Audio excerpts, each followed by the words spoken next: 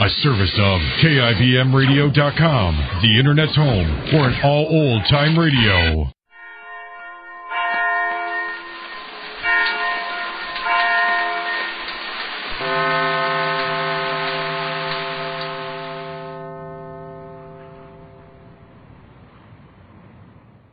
The Anchor Hocking Glass Corporation brings you Crime Photographer.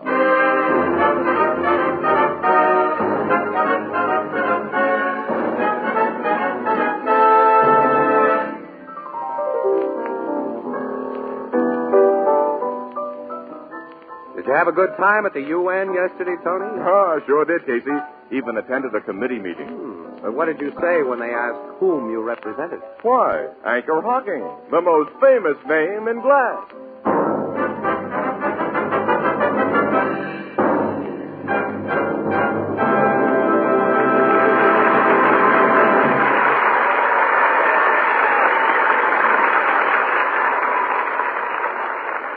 Good evening, ladies and gentlemen. This is Tony Marvin. Every week at this time, the Anchor Hocking Glass Corporation of Lancaster, Ohio, and its more than 10,000 employees bring you another adventure of Casey, crime photographer, ace cameraman who covers the crime news of a great city. Written by Alonzo Dean Cole, our adventure for tonight, The Chivalrous Gunman.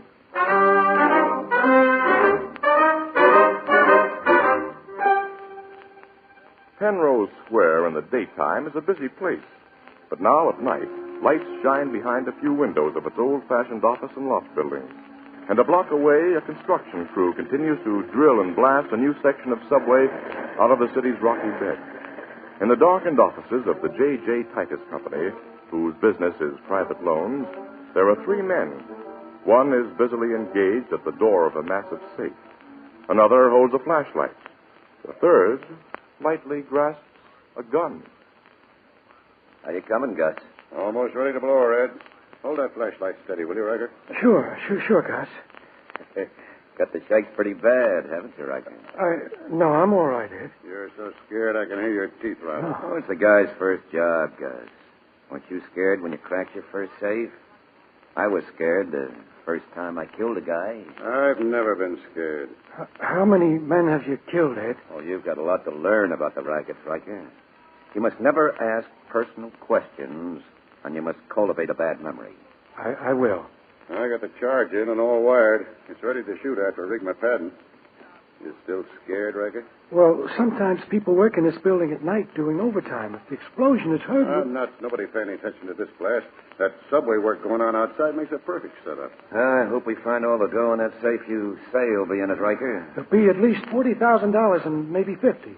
I work in this office. I know what Titus keeps on hand. You better be right. I don't like to waste my time. I told you, fellas, how much money my boss kept here. I showed you how to beat the burglar alarm. Sure, Riker. You've done your part. Back with the wall, guys. I'll touch her off. Right. Here she goes. The door's blown clean off. Sure. I know how to crack these boxes. Now we'll see. The thing is full of dough. I told you. Hey, give me that suitcase. Help me load it with this dough, you guys. You and Riker loaded. I stay close to this hall door to watch and listen. I'm watching you guys, too, to see none of that dough sticks to your fingers. I want a full third of it. You'll get it, Ed. Sure I will. Big bills in packages. Hey, there's all of $50,000 here. We'll count it up when we get to the hotel and make our split. Yeah, shake it up now. We've got it all. Hey, let's get out of here. You carry the bag with my tools in, Riker. I'll take the money suitcases. Oh, why can't I... Gus tells you, Riker. Sure, okay. But let's get away. Quiet now. I'll open the door. Come on, there's no one in the hall. We'll go down the back stairs. Yeah, then there's only a block to the car and our getaway. Quiet. Somebody opened the door. Down the hall there. That girl. Oh. Don't scream, babe. Don't. I won't, but why do you point that gun at me? Mr. Riker. She recognizes me, Ed. She's the stenographer who works in that office. She'll tell. And if she told the cops on you, you tell about us. You got to bump this gal, Ed. No, I don't know what this is all about. Please. Quiet. Let her have it, Ed. This girl's coming with us. Coming with us? Where? I know a spot out in the suburbs. You're going to kill me. Now, take it easy, baby. Oh, Come on, we're heading down the back stairs. Ed, you take her where you want to. Gus and I'll go to the place we agreed on. Take that dough with you? Yeah. Oh, no, Riker. The dough and me are going to stick together.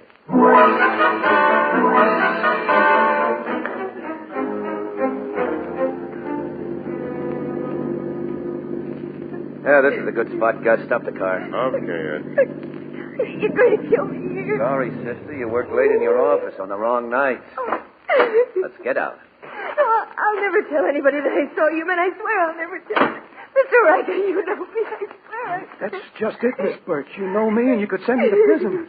You're the guy who runs the biggest risk from this girl, Riker. Suppose you bump her off. Me? Uh-huh. Oh, no, I couldn't kill anybody. Okay, yellow belly. How about you, Gus? You're strong for this bump off. I've done my end of the job tonight. This is your part, Ed. Yeah, that's so. Want to see me do it? No. Take her back there among those trees. Okay. Come on, sister. No, let go of my husband. Come on now. Please. Quiet. Please don't. Come on. That's the girl. Just a few steps, babe, away from the road where the trees are thick. That's it. And away from those two yellow bellies. Oh, I'm not going to hurt you. You're not. Quiet.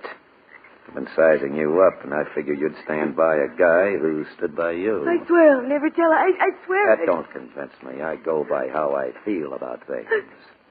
Besides, I've never killed a woman. You're going to let me go? Uh-huh. Oh, Now, Candace, listen. If you follow this path for about a quarter mile, you'll come out on Weldon Spring Road, where you can flag a bus back to town. All right, get going. Missy. That's all. I'll fire a shot or two after you start for the benefit of those mugs back there. So long. Thanks. I'll never forget What you. I expect you to do is forget me. Get on your way. Goodbye. You can depend on me.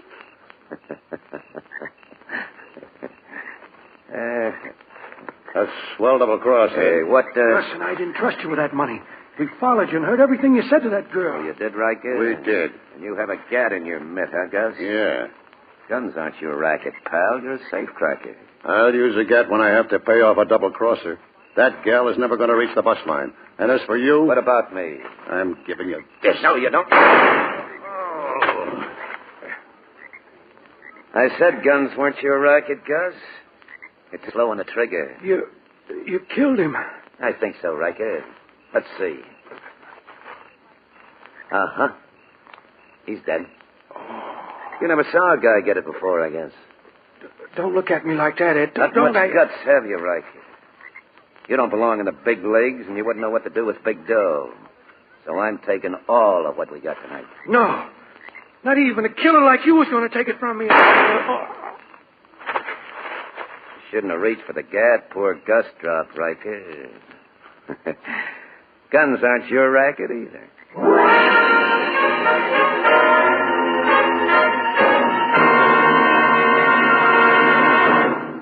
Our story will continue in just a moment. For more than 125 years, we've all enjoyed good, wholesome beer and ale in glass bottles. Why? Because glass, and only glass, can bring you beer and ale as it comes from the brewery, unaffected by any foreign taste or flavor. Yes, glass bottles and only glass bottles can bring you beer as it's meant to taste.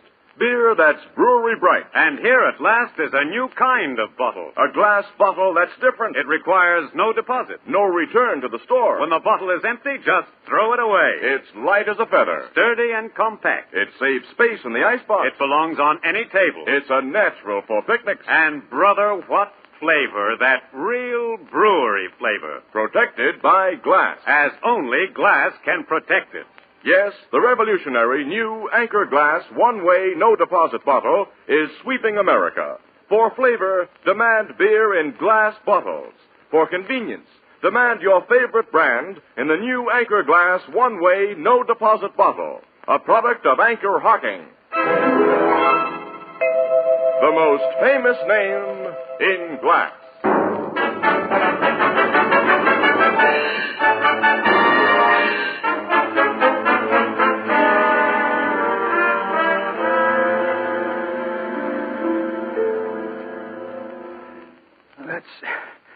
That's how it happened, Captain Logan. I tried to tell you everything. No. That's the end, Captain. Riker's dead, Doctor? Yes, it's a miracle he lived as long as he did. Well, Logan, you got a big break. He gave you a pretty complete story before he passed out. Yeah, it was a swell break, Casey. But Riker didn't identify the killer for you, Captain. He said he knew him only as Ed. And the description he gave you fits thousands of men. Well, at least Riker gave me something to work on, Miss Williams. And there's this stenographer, Francis Birch, that the gunman turned loose. Logan, do you go for that part of Riker's story? A professional trigger man so chivalrous he takes a chance on his own hide by letting a witness go free? That's hard for me to swallow. Well, screwy as this thing sounds, I think she got away safely. She'll be able to give me a good description of this killer. Women remember men. If the killer did let her go, and if she has any sense of gratitude, you're not going to get a thing out of her. Now, when she learns that her chivalrous gunman killed 2 guys tonight, well, as a reputable citizen... I'll bet she won't say a thing. We'll see. I'm starting to look for Miss Birch right now.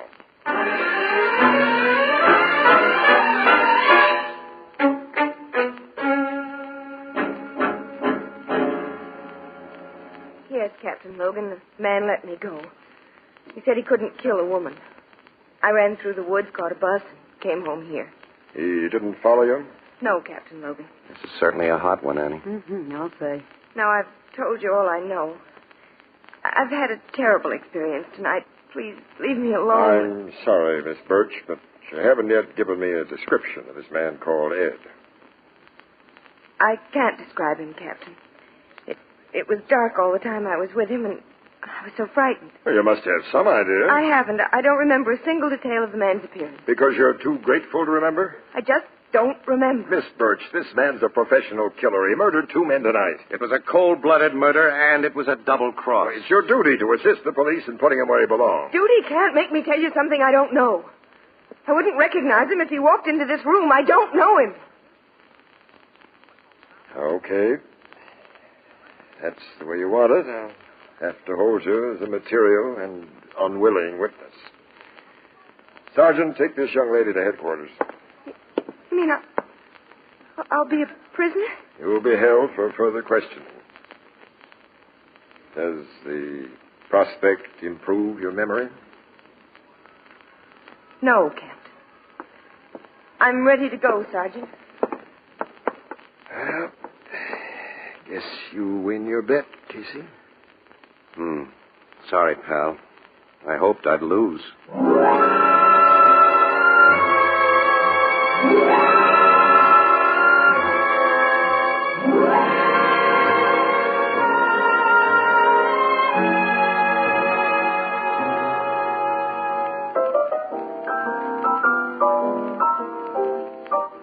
Mr. Ebersole, to everyone who's come into this bar, I've been predicting that this here baseball season is going to end with a big surprise. Hello, Ethelbert. Hi, pal. Casey, Miss Williams. Excuse me, Mr. Ebersole. Where you been all day? Oh, hanging around police headquarters. Who's that guy? I'm going back there in a few minutes. Yeah, we've only got time for a small bottle of beer apiece, so give us some action, Ethelbert. Come Coming on. right up. You sticking close to headquarters, waiting for a break in that Chivalrous Gunman case? Yeah. Yeah, the thing's swell newspaper copy. The women especially are eating it up. Well, I'll say they are, Miss Williams. Every other femme who comes in here is talking about the killer who wouldn't hurt a lady. I think most of them are jealous of that Birch gal. They'd like to have met such a romantical character themselves. Oh, romantical character nuts, Ethelbert. Those cookies don't do anything romantic or chivalrous unless they got a very cold, hard-boiled reason for it. But she still ain't described or identified the killer, has she? Well, no. Which seems to prove, Mr. Casey, that he didn't take very big chances. He was simply an excellent judge of character. Maybe. The thing still has a phony smell to me. I don't see why, Casey. He sized up the gal and figured she wouldn't rat on anyone who done her a big favor. That's all there is to it. That's the way it looks, all right. Yeah. I suppose the cops have investigated the Birch gal pretty thorough, huh? Very thoroughly. And she's just what she seems to be, a plain-looking, capable stenographer. And her reputation is A1. But, Annie, nobody knows her really well. She has no close gal friends. She never went out much with guys. The cops didn't find anybody she'd ever been confidential with. Well, so what? Girls in a wolf town like this are smart to keep to themselves. Yeah. Well, she worked overtime on the night of the robbery at her own request, Danny. Mm-hmm. And her boss says that she's done that many times before. Yeah, I know. You got suspicions of Miss Birch, Casey? Well, I had, pal, but there seems to be no grounds for them. Casey had an elaborate theory that the appearance of Miss Birch after the Titus safe was robbed was timed. Time? To make two of the robbers, Riker and Gus, agree to a change in plans. See, they'd intended to split the dough in a downtown hotel. Well, Francis Birch provided an excuse for this gunman Ed to get them and the stolen money out to a lonely spot in the woods where he could bump them off and take the entire haul. You figured Miss Birch and that Ed were working together, huh? Well, it was a theory. You mean a hunch? Yeah, only Logan can't find any connection between the Birch gal and any crooks. I don't think it was a very hot theory, anyways. I guess Captain Logan's been rounding up a lot of suspects, huh? Every guy known to have associated with a safecracker, Gus, has been brought in for questioning. The cops are still looking for more. Oh, well. Annie, come on, let's get back to headquarters. If anything breaks in this case, we want to be around. And we'd better be. Our city desk will have our scalp. You know what I predict about this case, pal? What? It'll either be solved... Yeah? Or it'll always remain a mystery.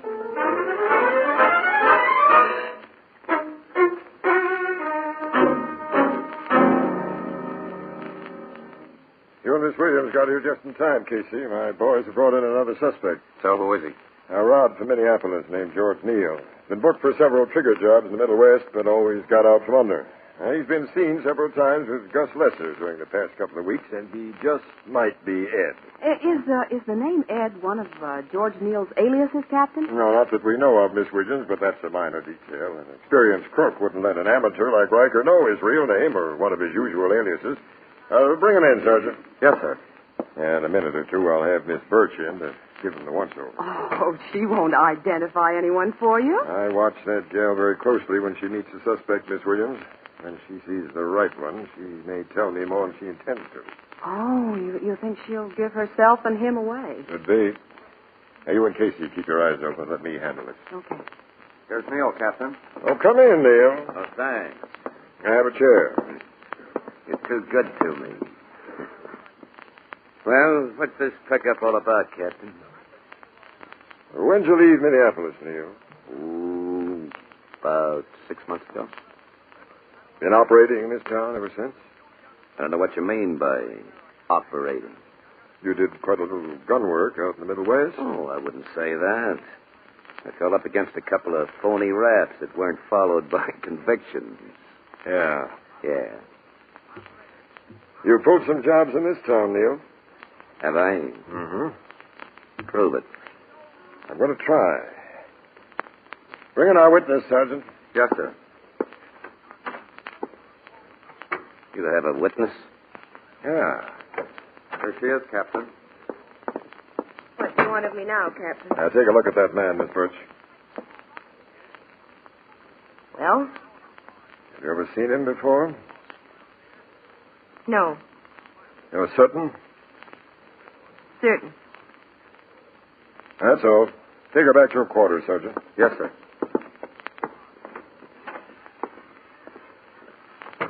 Your witness didn't know me, Captain. I noticed that, Neil. Am I at liberty to go now? You're being held for questioning. Take charge of him, Martin. Come on, Neil. Okay. These cops certainly waste an awful lot of time having a thing on me. Miss Williams, Casey, you notice a change in that gal when she saw Neil? Yes, Captain. Her voice was calm enough, but did you see how she clenched her hand? You get it too, Casey? I wasn't watching the gal, Logan. You weren't watching? Casey! I had my eyes on Neil. He wasn't at all afraid of Miss Birch. You mean you think he's not our guy? I'm sure he is our guy. I don't get it. No, neither do I. All right, now, Neil was pretty tense at first. Because you just might have had the goods on him for any one of a dozen jobs. Well, that tension disappeared when he saw Francis Birch. All he showed then was relief. But, Casey, if he's Ed, he'd have had the opposite reaction. Of course, Ed met this gal only once. He couldn't be sure she wouldn't send him to the hot seat. Right. He couldn't be sure if he'd met her only once. You going back to your cockeyed theory of collusion between that respectable woman and a professional rod man? Neil's a good-looking guy. He could have made a play for her after he learned about the big dough in Titus's safe. And she could have gone so overboard on him, Logan, that she'd play along with the scheme, even a scheme that involved robbery and murder. Well, that's just a hunch, pal. Well, there's no way to prove a hunch of that kind, Casey. She'll just keep on refusing to identify Ed. I think there's a way to prove it. Oh. Women are jealous, Logan. And when they go all out for a guy, they demand a lot in return. Yeah. How do you know so much about women, Casey? I've read about them, Annie, in books. Say, we'll try the old green-eyed monster gag, Casey. Now, what on earth? Now, you'll find out, because you're going to help work it, Miss Williams. Now, here's what we'll do. Beginning tomorrow, George Neal will receive special privileges in jail. He'll be allowed to have visitors, privately. And after we're sure he's enjoying his privileges, Miss Birch's quarters in the women's wing will be changed so that she'll have a fine view of the private visiting room. And then, Miss Williams, you come in.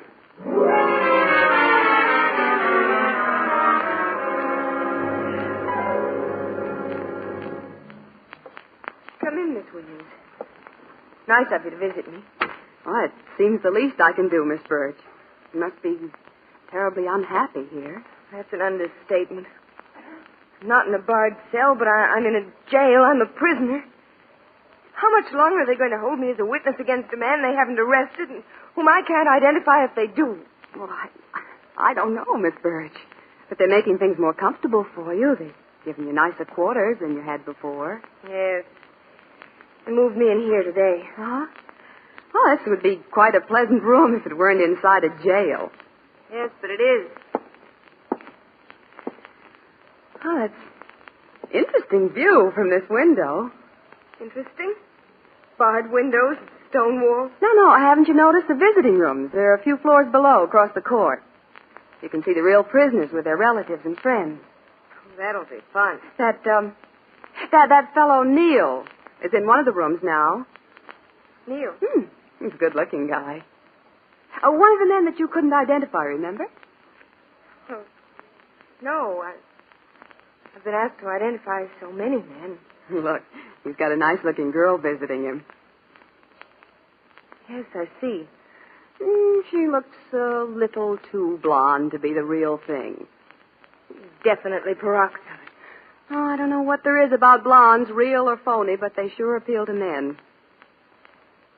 Who do you suppose that woman is? I don't know.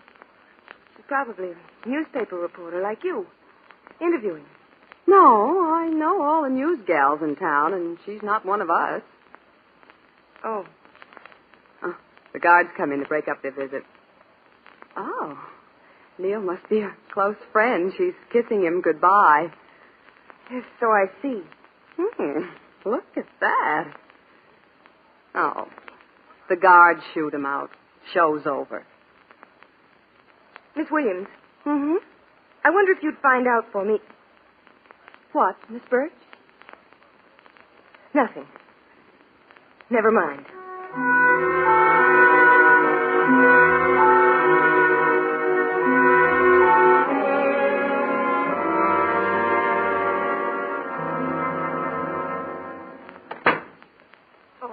Hello, Miss Williams. Hi there. I meant to come back sooner, but I've been so busy. It's good to see you.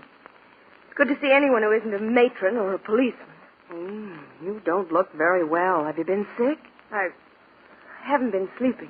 Well, I don't wonder. You're not really a prisoner, but just... I'm in a prison. Well, I wish I could do something for you. You can. Miss Williams. Yes? Nothing. You know, I've had some amusement watching people in that visitor's room you pointed out to me.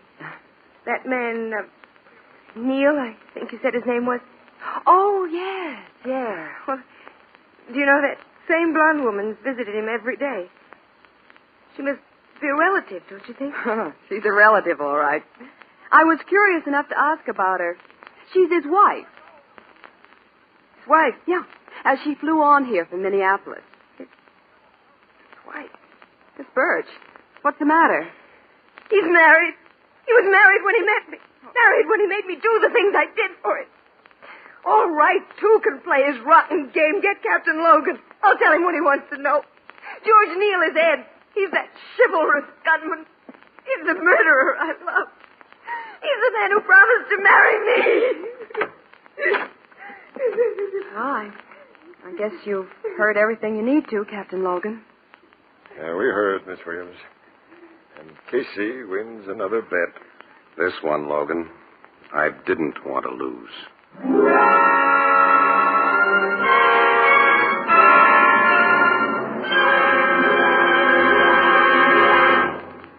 We'll join the crowd at the Blue Note in just a moment. It's a funny thing, but nobody ever seems to have enough glasses. Attractive glasses, big, generous-sized glasses, particularly on these hot summer days and nights when you serve so much iced tea and lemonade. So why not put this note right on the top of your weekend shopping list?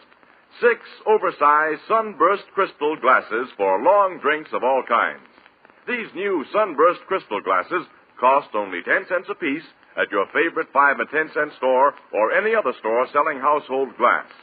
They're crystal, yes, genuine crystal, with a beauty that can be compared only to rare and costly hand-cut crystal, the kind that mothers hand down to their daughters. Yet these sunburst crystal glasses cost only 10 cents apiece, only 60 cents for a half dozen, slightly more in distant cities. Now, you'll recognize them immediately by the distinctive sunburst design. But be sure to ask for Sunburst Crystal by name. Sunburst Crystal, product of Anchor Hocking. The most famous name in glass.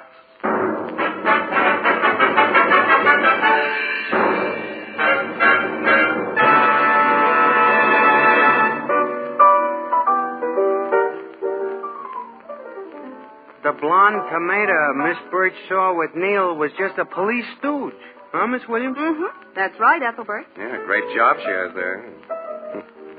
After a couple of visits, their little get-together was worth watching. Those visits will put the chivalrous gunman into the hot seat. Yes. Frances Birch has given the DA a detailed account of her association with Neil before the robbery and how they put on that act in the woods.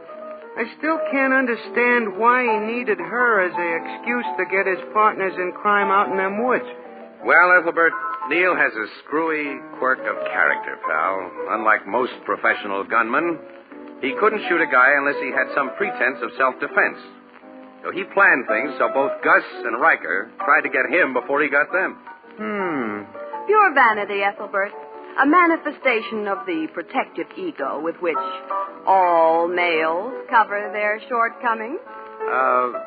Say, Annie, how do you know so much about men? Not from reading books, Mr. Casey.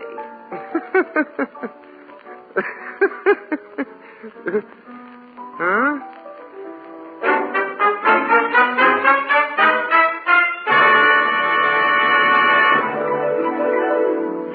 Crime Photographer, starring Stotts Cotsworth as Casey, is brought to you each Thursday by the Anchor Hocking Glass Corporation, makers of Fire King Oven Glass.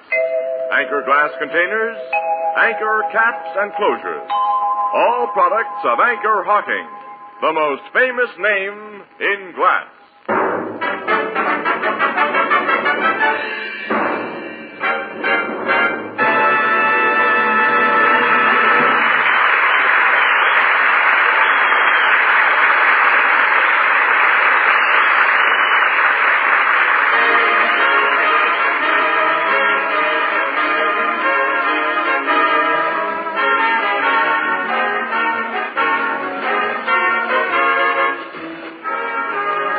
Photographer is directed by John Dietz. The original music is by Archie Blyer, and the program features Miss Jan Miner as Anne and John Gibson as Ethelbert.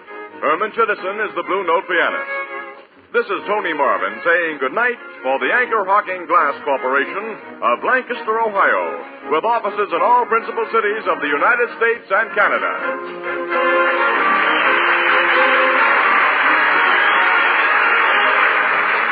This is CBS, the Columbia Broadcasting System.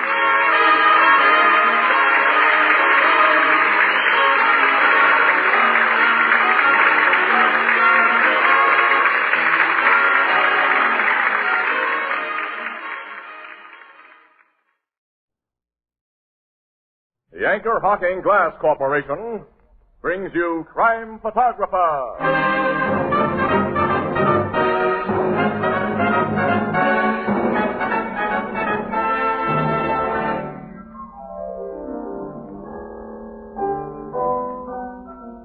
You know, wherever you go these days, you hear people speaking foreign languages. Mm-hmm, that's true. Why, only the other day a little Frenchman came up to me and said, Anchor Hocking, les plus fameux noms de ville. What'd you say? Why, I agreed with him. Why, what does it mean? It means Anchor Hocking, the most famous name in glass.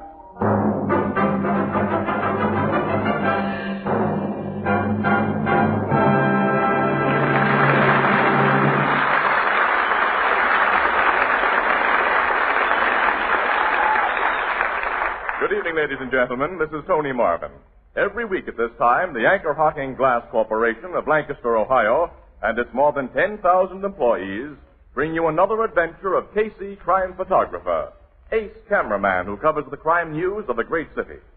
Written by Alonzo Dean Cole, our adventure for tonight, Busman's Holiday.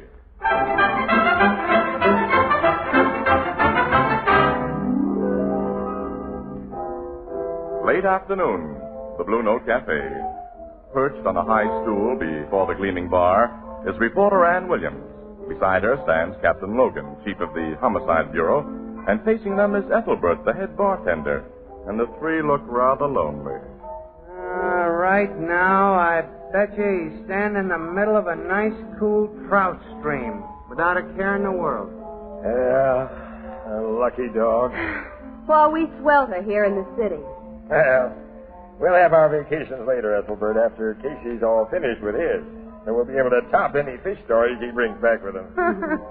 Yeah, we'll have a big advantage over the guy. Boy, I'd like to have a fishing rod in my hands right now, a creel over my shoulder, and a hatband full of flies. Oh, please don't, Captain. You get my mind off my work, and I gotta stay behind this bar for hours yet. Yeah. You and Miss Williams at least have the rest of this day off. And we better start doing something about it, Miss Williams. And since Casey's away, how about an evening with me? Well, I'd like it. Uh-oh. Maybe I better write the guy and tell him what goes on between you two. Go ahead, Ethelbert. I'd like to worry the lug. So would I. But I'm afraid that any gossip he heard about us wouldn't worry him in the least, Captain. Where'd you like to go? Well- How about driving out to the beach? You can have a swim. Oh, that would be perfect. You two are breaking my heart. We're sorry for you, wage slave. Let's go, Miss Williams. Come on. See you later, Ethelbert. So long. So long. Hey, Walter, bring up some more of those doggone lemons. Hey, it's after 4 o'clock, and I'm hungry. Me too. Shall we go back into the Blue Note? Oh, I eat there so often. Let's go to Rodney's Diner. That little joint? Can't get a better sandwich anywhere in town. And besides, I want to find out if Mamie got her engagement ring. Mamie? Mm-hmm. She's a cute little waitress at Rodney. Oh, yeah, the very young one you and Casey like. Mm-hmm. She just turned 17, and she has a very heavy romance with a soda fountain boy at Slago's Drugstore. Okay, we go to Rodney's. Tell me about the heavy romance. Well, the course of true love hasn't been running smoothly. Harold, he's the boyfriend. The soda jerk. Mm-hmm. He's 18. He's formally proposed to Mamie, and he's been formally accepted. But she can't consider herself formally and properly engaged until he gives her a diamond ring. Practical, yeah. Oh, she doesn't care if the diamond's no bigger than a pinpoint, just so it's a diamond. No, sure. Harold told her he was saving his money and that she'd get the ring for her birthday. But he didn't give it to her. Well, what excuse did he make for not giving her the ring? He told her his money was tied up. But he promised faithfully that she'd get the ring yesterday. So I'm naturally curious as to whether he made Oh, Miss Williams, you're just naturally curious, period. Here's my car. We'll be at Rodney's Diner in 5 minutes. Get the vital information about Mamie's engagement ring. Then it's us for the beach. Oh, with nothing to do but relax. Oh, isn't it grand to have a day off?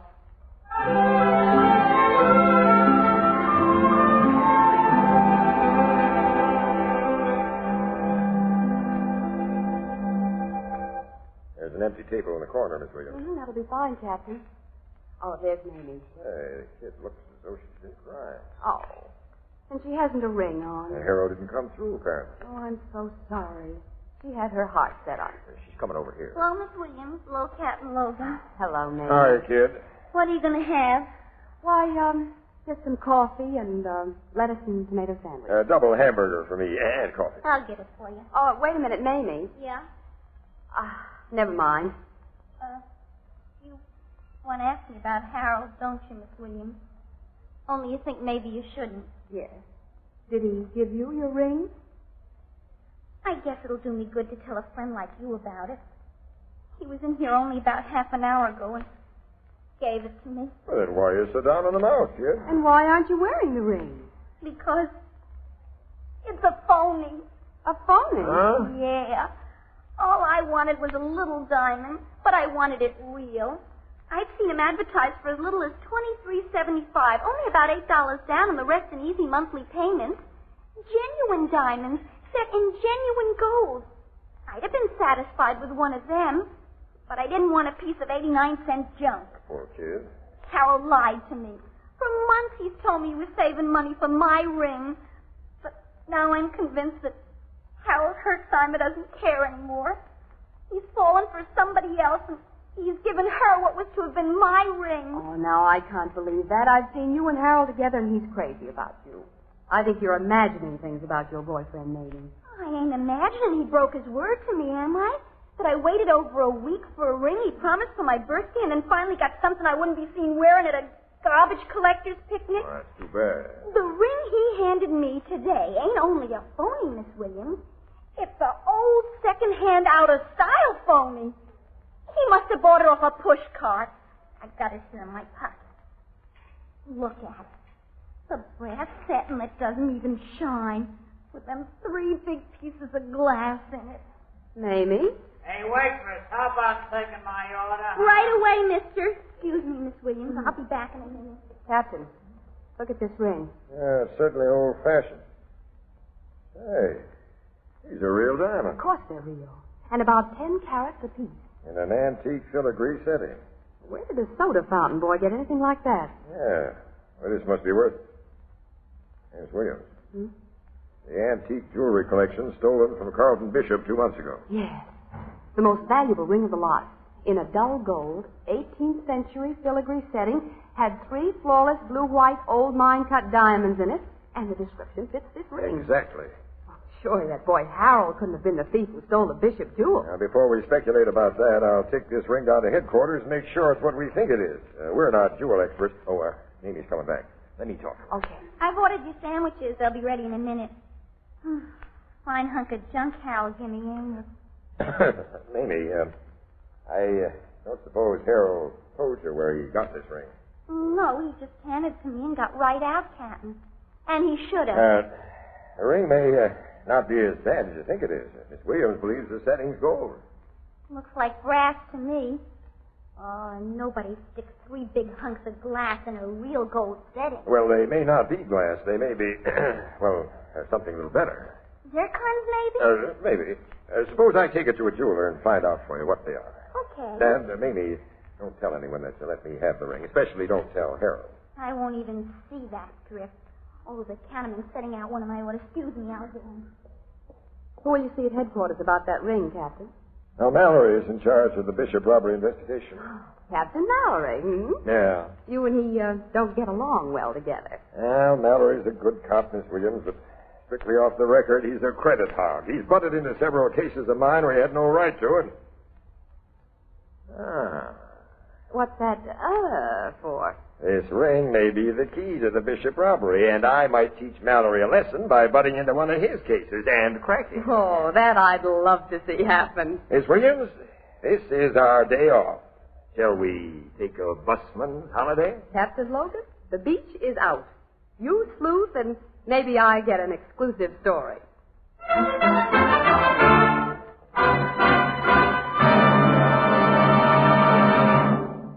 Our story will continue in just a moment. Let's have a quick question and answer session about beer and ale. Okay, shoot. All right. What makes good beer good? Good brewers, of course. Right you are. And what keeps good beer good? Glass? Glass. Glass bottles? Yes, because glass bottles and glass bottles alone can bring you beer and ale as it comes from the brewery, unaffected by any foreign taste or flavor. And now we have a new kind of bottle. A new kind of bottle. A glass bottle that's different. It requires no deposit. No returns to the store. When the bottle is empty, just throw it away. And its other advantages? 1, it saves space in the icebox. 2, it's a natural for picnics. 3, it belongs on the finest table. And 4, don't forget, it protects the real brewery flavor. As only glass can protect it. Yes. The revolutionary new Anchor Glass one-way, no-deposit bottle is sweeping America. For flavor, demand beer in glass bottles. For convenience, demand your favorite brand in the new Anchor Glass one-way, no-deposit bottle, a product of Anchor Hocking. The most famous name in glass.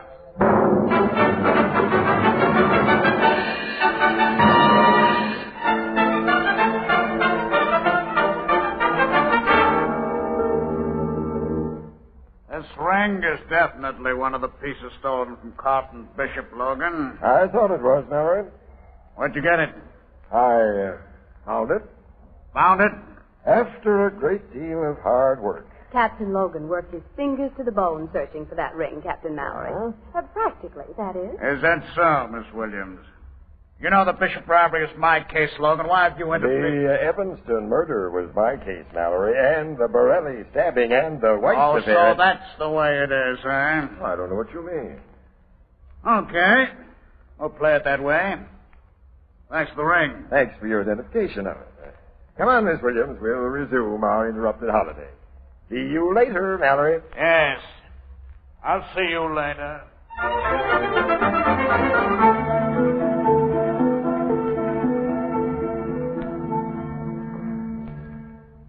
Harold's in the drugstore, Captain Logan. You can see him through the window.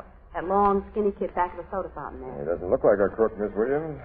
Then crooks seldom do look like crooks. Well, I can't believe that he had anything to do with the Bishop robbery. He had that ring Mallory identified. Does the boy know you? Mm-hmm, yeah. And a lot of people in the store. Someone might recognize me as a cop. And, you go in and get the kid out. I'll talk to him here in the car. Well, what excuse shall I give him? Tell him who I am, and I want to see him, but don't tell him why. If he has anything on his conscience, that'll worry him, soften him up. I'll be watching through the window to make sure he doesn't try to run away. Oh, okay. I'll bring him out here.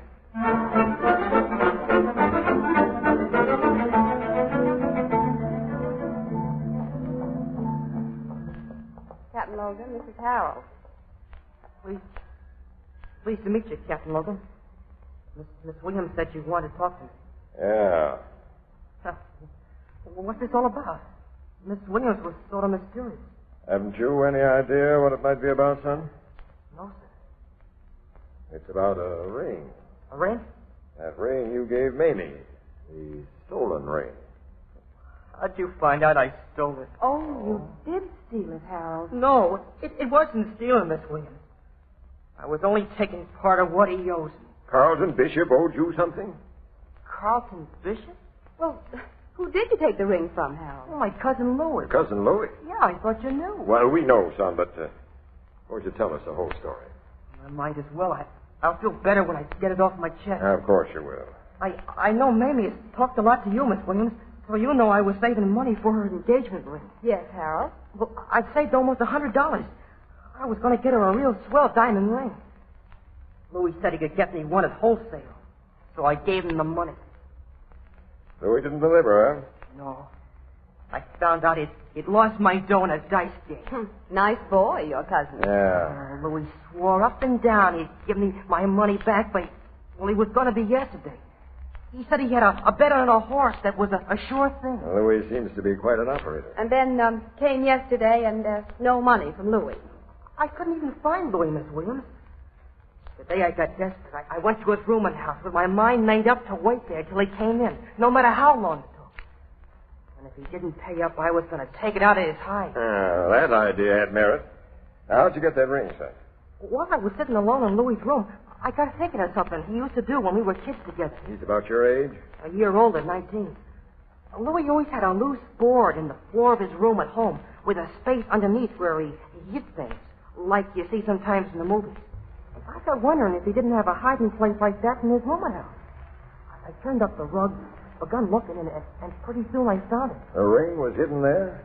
The ring and a lot of other fake jewelry. Uh-oh. Old-fashioned stuff? Like the ring, Harold? Yes, sir. Necklaces, bracelets. All of it looked like it'd come out of a junk shop. I took that crummy ring because, well, the glass in it looked almost like diamonds, and I just had to have some kind of an engagement ring from Mamie. Did you take anything besides the ring? No, sir. I put the rug and the board back in place and left. Oh. But I ain't a thief, Captain. I only took back a little part of what that heel Louie owes me. We're going to pay a call on that heel, Louie. And if you told me the truth, son, you won't have to worry about what he owes you. There's a whopping big reward offered for the return of the Bishop jewels. What? Bishop jewels? We'll explain that on the way to Louis.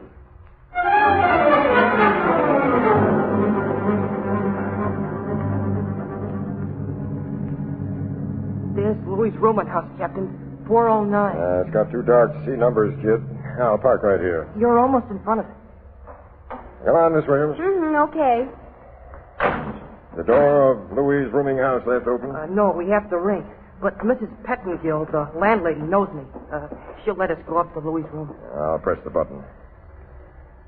Now, don't tell the landlady or anybody that I'm a cop. All right. It's hard to believe what you and Miss Williams told me in the car, Captain. Louis' a heel and a chiseler, but I never thought he'd steal. Or at least not anything big. Someone's coming to the door. You do the talking, kid. Yes, sir. Evening, Mrs. Pettingill. So you're back again. Yes, sir, I want to see my cousin. I want to see him myself. He hasn't come in. We'll go up to his room and wait. All right. But I'll be down here watching when you go up. Hey, what you mean by that, Harold? I don't know. She ain't a very friendly woman. Yeah. Now, where's Louis' room? 4 flights up. Oh, it would be.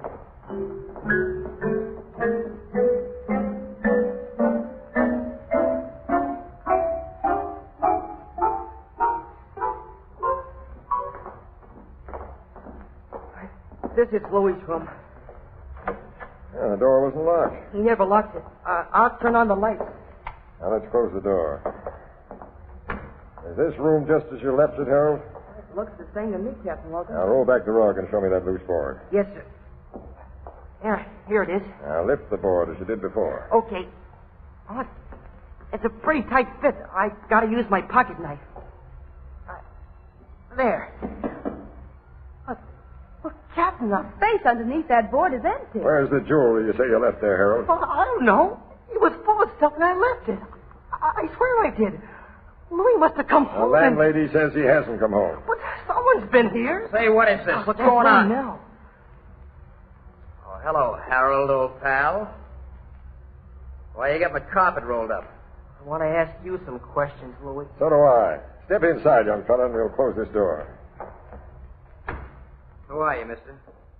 Who's this lady? Now, never mind the formal introductions. What'd you have under that loose board on your floor? Nothing. I didn't know there was a loose board there. You're lying, Louis. You always had a place like this where you hid things. That's way back when we were kids. It's now, too.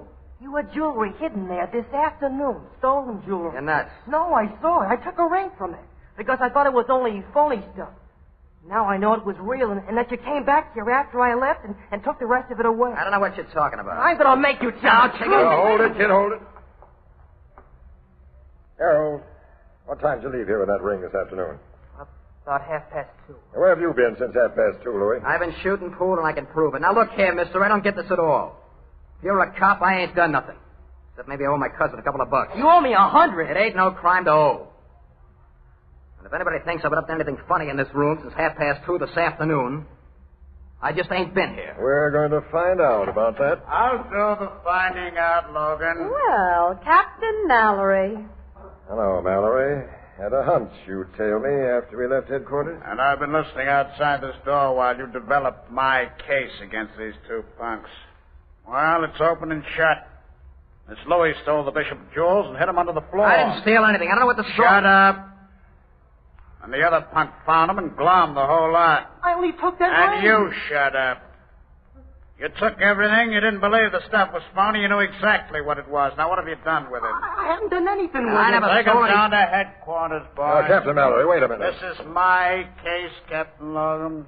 Take him to the car, boys. Somebody, you guys. I think you're altogether wrong putting heavy pressure on both of those boys, Captain Mallory. Oh, really, Miss Williams? Yes. Louis no bargain. But I believe Harold told us the truth. When he left here this afternoon, he had nothing but that ring with him. And then his cousin came back How did Louis, his cousin, get into the room? Through the window? He walked in through that door, of course. All right, come in here, Mrs. Pettingill. All right.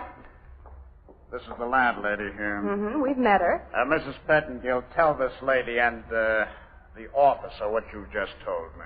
Nobody came through this here door from the time that Harold boy closed it, when he left the room at 2:30, until he came back here with you two. I know because the door was watched every minute, for the very good reason that Louis feller owes me 3 weeks' rent. And when a roomer owes his landlady, he's watched. Furthermore, I'm personally acquainted with Mr. and Mrs. Pettingill and know they're on the level. Well, thanks for bringing me that ring, Captain Logan. It helped me break my case. So long. So long, Captain Mallory. Yeah. Well, we should have gone to the beach, Captain. Yeah. Do you think those Pettingills are on the level? Well, Mallory wouldn't have vouched for him unless they were 100%. Well, then Harold lied to us. He didn't take just the ring. He took everything. I believed him, Miss Williams, and it's a professional habit of mine to disbelieve. Well, I believed him too, Captain. Maybe someone was spying on him when he found that loose board and the stuff underneath it. And after he left... Now, the only way anyone can see into this room is through the window. Well, it's 4 stories above the ground. But there's a window directly opposite. A dark window in the next house. And it's a good 15 feet away across that court. If anyone saw Harold from there, they couldn't have gotten across afterwards. Now, wait a minute. Come here beside the window. Oh, okay, but what? Now, look. On the windowsill. Scratches. Fresh scratches. The kind a man's shoe makes.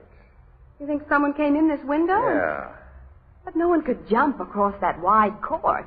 Not even a human fly could climb up those smooth walls. The guy couldn't have come down from the roof either. Well, then how... Now, wait. I think I've got it. This window once had shutters. Yes? When the shutters were taken down or rotted away, nobody bothered to remove their hinges. Look.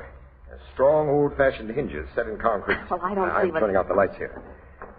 Now, we'll get out of this room and close the door. Captain, what on earth? Now, I may get the Bishop jewel thief. Do you mind explaining? Now, come on. We're going down to the street and wait outside that house next door. When we see someone come out of that house with a bag or suitcase in his hand, and something he can't pack in a bag or suitcase, I'll be sure I figured right. Something he can't pack into a bag or suitcase. A duplicate of something that Lug Casey has been enjoying himself with all day.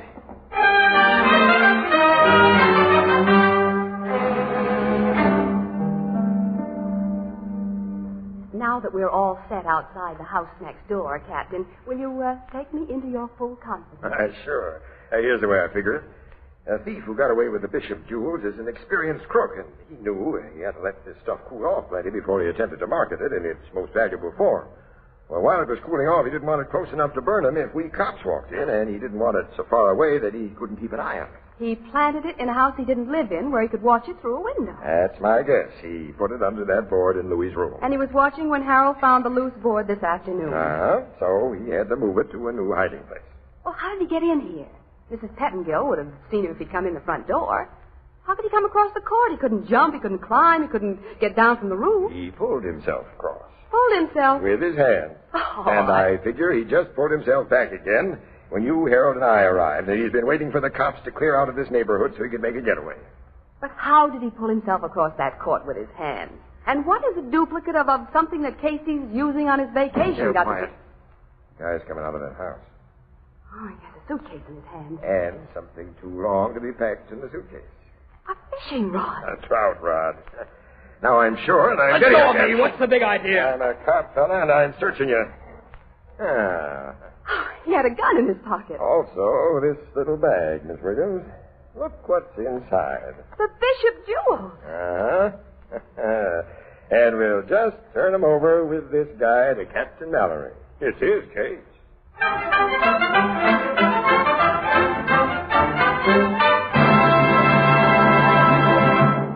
We'll join the crowd at the Blue Note in just a moment. Too many people are talking about the heat. I want to talk about something cool. So let's imagine a big frosty pitcher with ice cubes tinkling against its crystal sides, ice-cold lemonade or iced tea or delicious fruit juices. Now, whatever cool drink you serve, it will look better and taste better when poured from a new Sunburst crystal pitcher. Now, what is a Sunburst crystal pitcher? Why, it's a radiantly beautiful 2-quart crystal pitcher in the magnificent new kind of crystal the whole country is talking about and admiring. It picks up light like a diamond and scatters it in 1,000 flashing rays. And here's the surprise.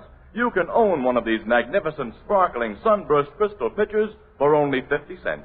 Yes, only 50 cents, or slightly more in distant cities.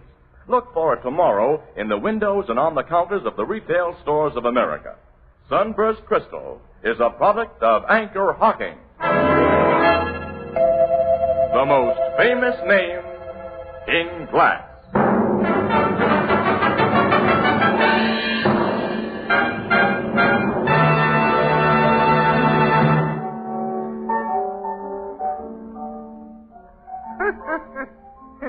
I'll bet Captain Mallory wasn't happy at all when you handed him them Bishop jewels together with a guy who really stole them, Captain. Oh, of course he was, Ethelbert. As a good cop, he was glad to see the case properly solved. Mm-hmm. He was as glad about it as a movie star when a co-star steals the picture. Sure. Say, you ain't told me yet how that thief got across the 15-foot court, 4 stories above the ground.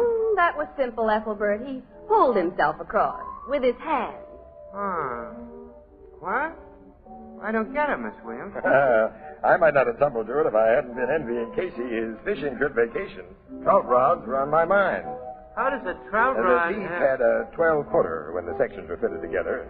Holding it at arm's length, Ethelbert, and leaning out of his window, he could reach one of the old shutter hinges on the opposite building. And when he reached it... His rod didn't have a trout line on it, but a strong steel cable that hooked onto the shutter hinge. And he fastened the other end of the cable to a steam pipe in his own room.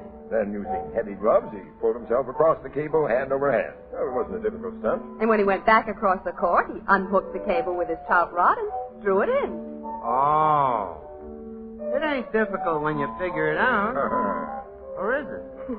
You figure it out, Ethelbert. Does Mamie know, and has she forgiven Harold? Mamie knows everything, and she has forgiven Harold all. What's worse, she's going to marry the guy. And with the reward those two brats will collect from Carlton Bishop, Harold's not only buying her an engagement ring, but a wedding band and furniture. How about Louis? Oh, Louis still owes Harold $100. And chances are he always will.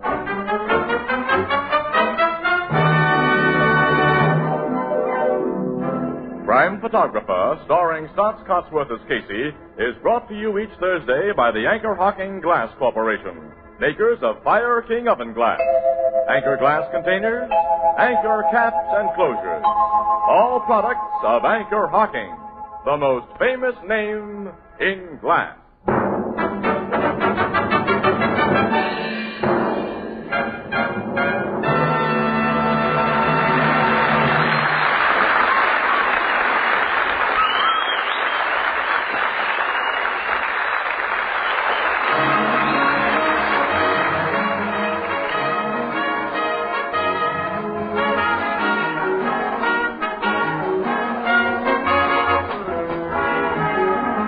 Crime Photographer is directed by John Dietz.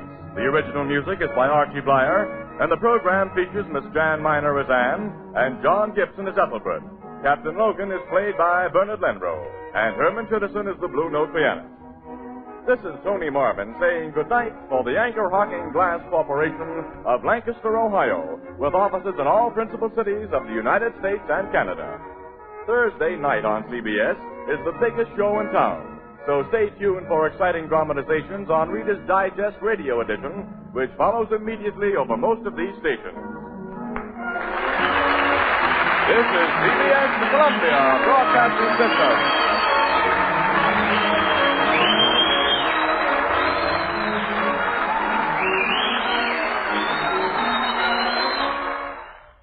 The Anchor Hocking Glass Corporation brings you Crime Photographer.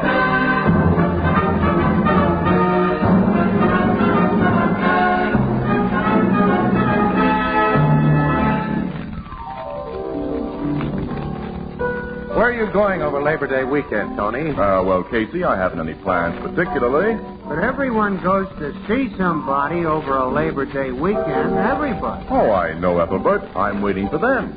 You mean everybody will come to see you? Excellent deduction, Casey. Yeah, but why should the whole world be to pass to your door? Why? I work for Anchor Hawking, the most famous name in glass.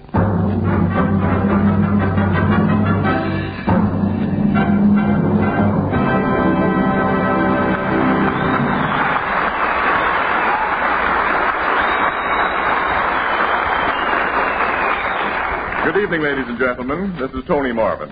Every week at this time, the Anchor Hawking Glass Corporation of Lancaster, Ohio, and its more than 10,000 employees bring you another adventure of Casey, crime photographer, ace cameraman who covers the crime news of a great city. Written by Alonzo Dean Cole, our adventure for tonight, Hideout.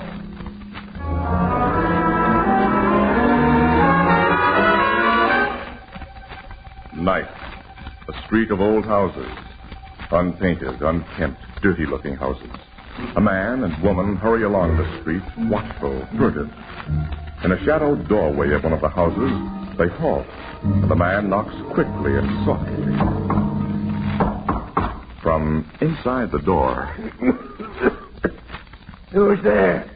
The guy who phoned you an hour ago. Ed Bagley's pal. Okay. I'll open up. Be quick about it. I'm being quick. Hey, why the rods? Just want to be sure who you are, mister. You've come to the right house. My name's Bliss. The guys call me Creepy. You fit the description I got. Get inside, Doris. Okay. Close that door quick. And lock it, Creepy. You don't have to tell me my business. Oh. So you're tough Luke Davis. And wife. Yeah. Nice clean getaway you pulled after heisting that bank for $100,000, according to what I read in the papers. If the getaway'd been clean, we'd have been out of this town by now, not here. Don't worry. Old Creepy will hide you out. Got a nice room upstairs for you. I hope it's better than what I see down here and what I smell. Yeah. Don't you ever open a window? Neighbors and cops might see and hear things through open windows. Besides, I don't like drafts. They're bad for my cough. Go on, I'll take you upstairs. Come on, Doris. What a... You don't like it, sister? You don't have to stay. Hey, you two are traveling light. Nothing but that little satchel for both of you? Did you expect us to show up here with a couple of trunks after what you read in the papers? No, but the 100 G's you got from that bank should make quite a bundle. Fill a big suitcase, maybe. I'm wondering if you lost. We didn't lose it. You got it hid away, huh? Well hid. Yeah. Sure you brought enough dough with you to pay my rate? You'll get yours.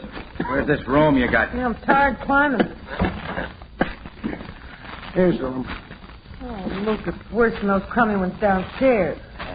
Stinks. Got a good strong door on it and heavy bolts.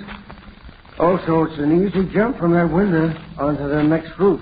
But more important, old Creepy's never bothered by the cops. They don't know he runs a hideout. They think he's just a poor, sick old man. Well, the joint looks safe, Doris. Anyway, we're stuck with it till the heat dies down. How much, Creepy? $1,000 a week. What? You lousy robber. 2 guys were killed in that bank holdup. 2 Davises are wanted for murder. Okay. $1,000 a week. Payable in advance. Give it to the rat, Luke. Here's your G. Meals is extra. What? Of course, you can go out to the restaurant if you want to take the chance. How much for meals? It depends on how expensive your tastes are. Folks with 100 G's stashed away will naturally want the best. Yeah, we get it. But be careful, Creepy. I'm a guy who explodes under pressure. Don't put it on too hard.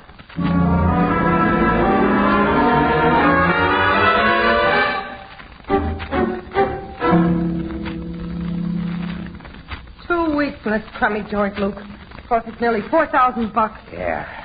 $25 a piece for the lousy horse meat he calls steaks, $2 a bottle for beer that cost him $2 for a quarter, and $1 for a 5-cent newspaper. I'm fed up. So am I. Most of all, I'm fed up with this dirty, stinking room. What's the use? We're stuck and we got to make the best. I'm not so sure of that. Huh? I've been thinking, babe. About what? Hand me that nail file, will you? I could get a decent manicure. Nuts with the manicures. What's on your mind? Hand me the nail file, I said. Okay. Here. Now, what do you I'm thinking about us leaving here. For where? Another hideout. We don't know any others in this town. We don't stand a chance of getting out of town yet. I just remembered what another con told me when I was in stir. There's a guy who runs a big hideout racket here, Doris, and he treats red hots right. Why didn't we go to him in the first place? I tell you, I just remembered his name. I'm going to get hold of him on the phone downstairs and make arrangements. He'll send a right car to pick us up. He'll do everything. Then this rat creepy sees himself losing the dough we've been dishing out, and he tips off the cops. He'll figure who this other hideout guy is, Lou. Creepy won't have any chance to figure. You mean... My nails ain't bad, but wish I could get a real manicure. He's sure been asking for. I'll say he has. He's coming upstairs bringing that hooch he wanted. Yeah. He's going to make us a present of it. No noisy shoot. Of course not. Open up, Davis. I brought your whiskey. Okay, Creepy. Come in, Mr. Bliss. Oh, thanks. Good stuff I got you. One of the best blends on the market. You owe me $100 for the bottle. No, Creepy. That bottle's on the house. What do you mean? Hey, fire that gun. I'm bending this gat over your head. Oh, don't. Chivalrous rat. Chivalrous rat. Let him have it plenty, Luke. He's had it plenty. You sure he's finished? You don't want him talking. He'll never talk to anyone again. Go through his clothes and find the dough we paid out to him while I go downstairs to his phone and make a deal for a real hideout. You better open a window down there and let in some fresh air. Yeah. I'll be glad to get out of this smelly place.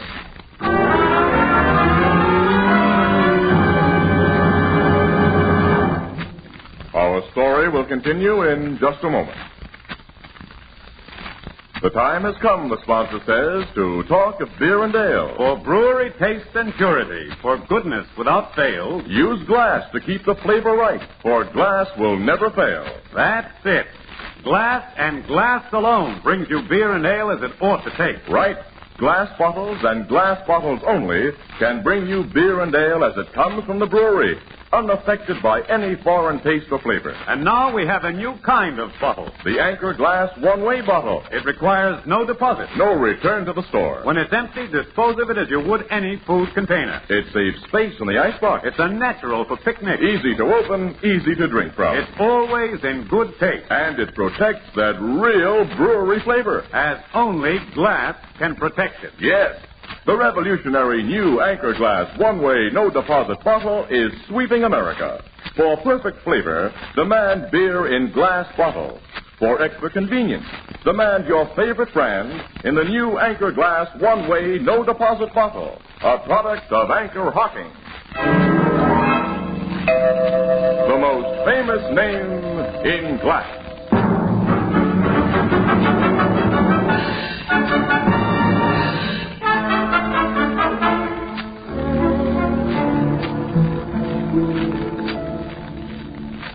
The body of his character, Creepy Bliss, was found this morning because a cop was very observant, Miss Williams.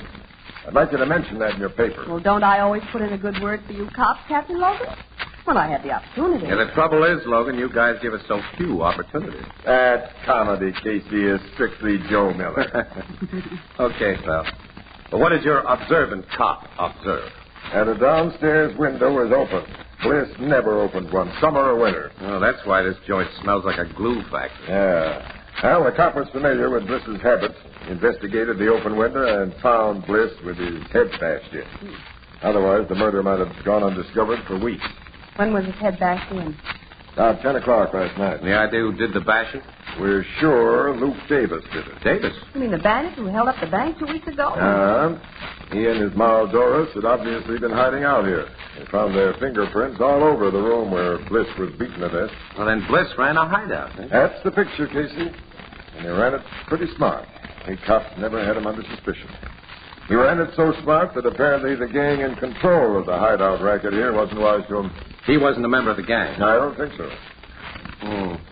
I've heard just one guy bosses the hideouts in this town. That's my dope in the situation. Well, you've never been able to learn much about the hideout boss, have you, Logan? No, he's the toughest of all racketeers to find out about, Miss Williams, because he's the one crook other crooks don't squeal on. Yeah, for the very good reason, Annie, that every crook figures that he himself will need a hideout eventually. He wants to be on good terms with the guys who can provide it. Now, Luke Davis and his girlfriend probably made a connection with the big hideout operator before they left here last night. Luke left some fingerprints on the telephone. Well, there's no way of tracing the call he made. Miss Williams, only amateur detectives in crime fiction can trace local calls when a phone isn't tapped. The phone companies can't do it, and neither can we poor professional cops. So Luke Davis and his wife have made another getaway. Yeah. And we probably won't catch up with them until they figure it's safe to come out of hiding and try to blow town. Well, if they could be found right away, it'd be front-page stuff. And big. I'm so sorry I can't oblige you two with something immediate. You've found nothing that might be a possible lead to where the Davises went from here? Not a thing. Oh, you know you can tell us about holdouts, Captain. We keep them strictly off the record. I'm not holding out anything on you, Miss Williams. You've heard all I've learned about this thing. Of course, you've been in touch with Barney Rubin, huh? Oh, sure. I got nothing from him. Well, now, who's Barney Rubin? Well, Annie, altogether off the record. He runs a joint on the west side called Barney's Bar. It's a crook hangout, and when Barney hears interesting things, he passes them along to Logan and a few other guys that he trusts. I still picture. Well, more a undercover guy, I'd say. Barney never's been a crook himself. That we know of. I don't know. I've always figured him on the level, pal. Well, he's been very helpful at times. Well, if he's not a crook himself, how come crooks trust him? Well, Barney's brother, you see, Annie, was a big-time racketeer. And he and his mob used Barney's bar as a hangout. The brother was cut in two by machine gun slugs in one of those sweet gang double crossings 5 or 6 years ago, and Barney turned very sour on old gunmen. Outwardly, though, he remained on good terms with the cookies that he'd met through his brother's connections, but on the QT, he's done him a lot of harm. Now, this is strictly off the record, Miss Williams, and you forget you heard it. Sure, Captain Logan. Well, let's get back to the paper, Casey. We've got everything here there is to get. Yeah. See you later, Logan. Okay. So long, Captain. So long, Miss Williams. Well, Annie, I'll drop you off the office. Leave these pictures I took with Tate in my department. Oh, where are you going? Well, nailing Davis and his moll will make a big yarn, Annie, if it breaks soon. So, before some other newspaper mug gets the idea, I'm going to see Barney and make a deal for an exclusive tip if he hears some interesting information.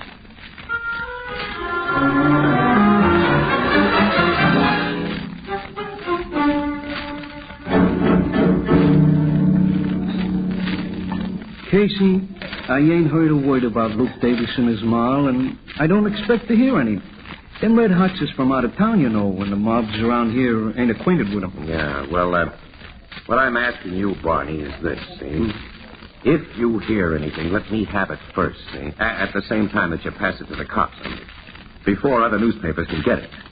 You know, I always return the favors that you do me. Yeah, sure, I know. Yeah, I might have been bumped off a couple of times if you hadn't persuaded certain wrong G's that I wasn't a student. Yeah. I give you tips and you do me favors. That's right. Well, do we play it that way again? Why not? But like I say, I can't hope for a thing on them two Davis Red Hots.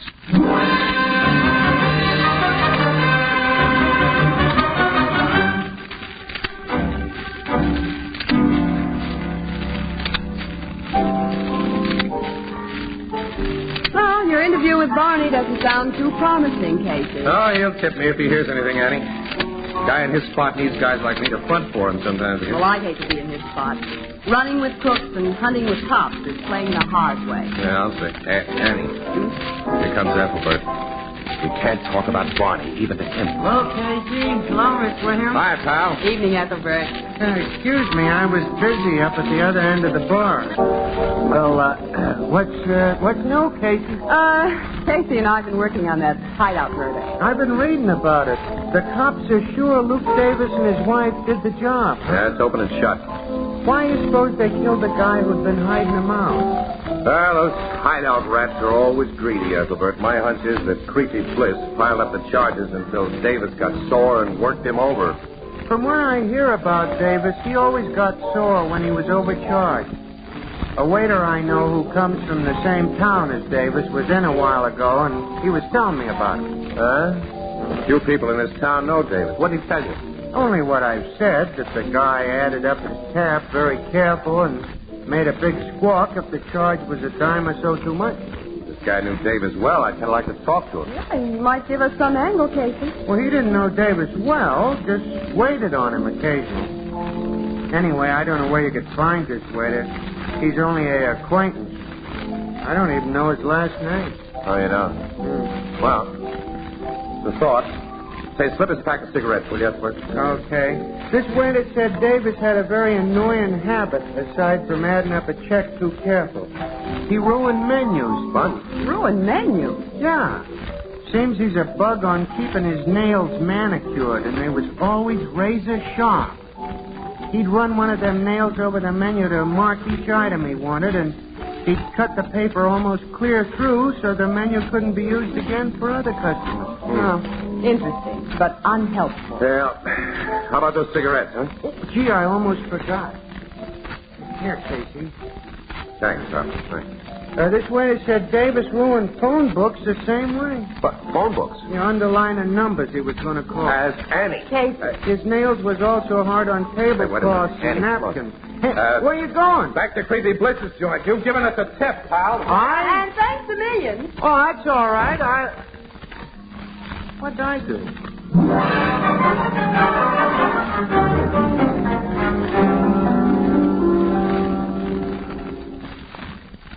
Hey, maybe Ethelbert's given you and Miss Williams something, Casey. There's a notation on Davis's police record about his sharply manicured nails. And you're sure he made a call from here last night to arrange for a new hideout, huh? Yeah, we found fresh prints of his on the phone. Well, where's the phone book, Captain Logan? On the table beside the phone. His prints are on the book. Well, let's go through that book. All right, now.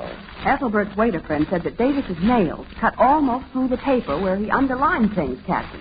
So his mark should be easy to spot. I'll find it if it's here. I'm taking the book page by page. All right, well, now, ripple through it first. We may save time that way. Let's see. Fallon, Amherst, Austin. All right, PAs. Now these. Abbott, Aiken, Baker, Sandberger. Logan, wait a minute. Huh? There it is, Logan. Ah, deep nail mark under a name and number. Look at that name and number, Casey. Holy. It's Barney's bar. But Barney. But both of you told me that this Barney was in with the cops. Looks like we were wrong, Miss Williams. Yeah, buddy. Sergeant, take this book and go over it page by page. If you find any other marks like this, let me know. Yes, sir. I don't think you'll find any more, Logan. Neither do I. Playing ball with you cops, as it seemed, gave Barney a nice cover-up, didn't it? And we fell for it because now and then he did give us the real lowdown on wanted crooks. Logan, thinking back, those crooks never had any dough when Barney turned them in. Well, he took all they had for hiding them, and then put them on the spot, Annie. Sometimes collecting a cash reward for doing it in addition to the goodwill of saps like Logan and yours truly. We went out of our way to protect the rats. They keep better rats from getting wise to them. How are you going to handle them, pal? I know how I'd like to handle them. Well, I'd love to see you do it just that way, but... Yeah, sure. Nail marks, no evidence. And if I bring Barney in for questioning, I tip my hand. You squirm out from under. And not only that, the Davises might be warned and get away. Say, Logan, Barney might be persuaded to lead us to the Davises. And at the same time, cook himself. Oh, Barney's smart and careful. He lets little guys do his contact. Yeah, maybe not with red hots who've gotten away with $100,000. I think Barney takes a deep personal interest in that kind of moolah. You figure the Davises are carrying that dough with them? No, I doubt it. Experienced crooks like the Davises don't trust other crooks. They know they're at the mercy of a hideout proprietor. I think they managed to bury the dough somewhere. That may turn the trick. I don't get you. No, neither do I. Hideout landlords are greedy guys, Annie. $100,000 is a lot of dough, and there's no honor among thieves. Talk straight. All right, how's this? I'm going to call on Barney. I've done him favors in exchange for tips he's given me. All right, tonight, I'll hand him a tip and hope he does me the favor of falling for it. Is that straight enough? Casey. Not the double talk. Go on, pal.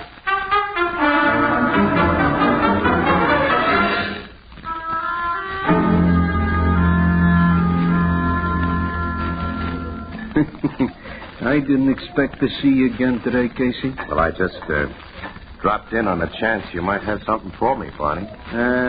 Not a thing, fella. I told you there wasn't much hope I'd get the lowdown on them Davises. Yeah. Well, I thought maybe, you know. And I got a little new dope on them after I left you this afternoon. Yeah? Yeah, this is strictly confidential, Barney. I could only spill it to a guy who's aces with the cops, you know. Well, you know how I stand with them. Yeah, sure. What's your dope? Not that it'll mean anything to me. Well, Captain Logan tipped me that he has definite proof that the Davises are hiding out with all of that $100,000 on them. On them? Yeah. Didn't have time to stash it away before they went to Creepy Bliss's joint. $100,000 is a lot of dough. Must fill a big suitcase, huh? Yeah, it might. But a lot of folding money can be carried in a guy's clothes, Barney, and a lot more under a woman's dress. That's so. Look, keep this way under the hat, Barney. If the cookie they're hiding out with knew that dough was right under his nose, well, you can figure it easy. Yeah. Them Davises would be in a real bad spot if the hideout operator knew. That's right. Fortunately, of course, nobody knows except you and me and a few cops. Yeah, that's the way it is. Well, I'll be running along, Barney. Maybe you'll have something for me tomorrow. I'll drop in. Yeah, you might be lucky, Casey. I might have something about them Davises. Yeah. Well, good night, fella. Good night.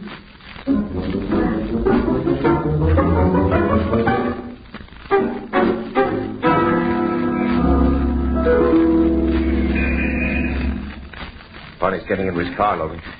He's never been known to leave that joint of his until 4 a.m. closing time before. Well, it isn't midnight yet. Looks like Casey's scheme is working.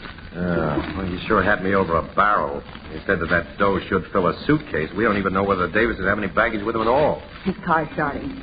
Follow him, Sergeant, and don't lose him. Okay, Captain. Now, Casey, we'll find out if your tip to Barney pulls a tail.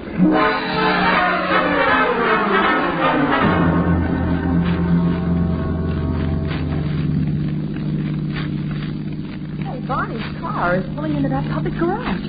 Yeah, I see it, We followed the guy for half an hour, and all he's been heading for is the garage where he puts his jalopy to bed. Barney lived only a few blocks from here, Casey. Maybe he got wise. We were tailing him, Logan. He didn't get wise. Our driver knows his business. What'll I do now, Captain? I'll drive out past the garage and park where we can keep an eye on it. Okay, sir.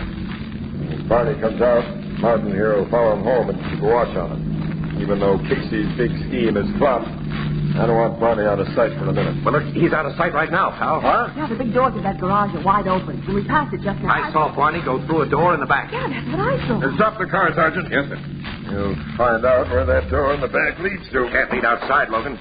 The garage is built against a ledge of solid rock. Yeah, and it has 2 stories, Casey. There may be rooms in that second story, a hideout. You see any attendants in the garage? Only one guy.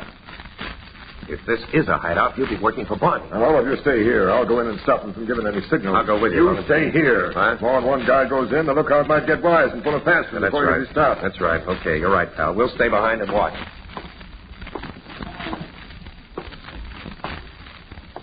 Good evening, friend. What do you want?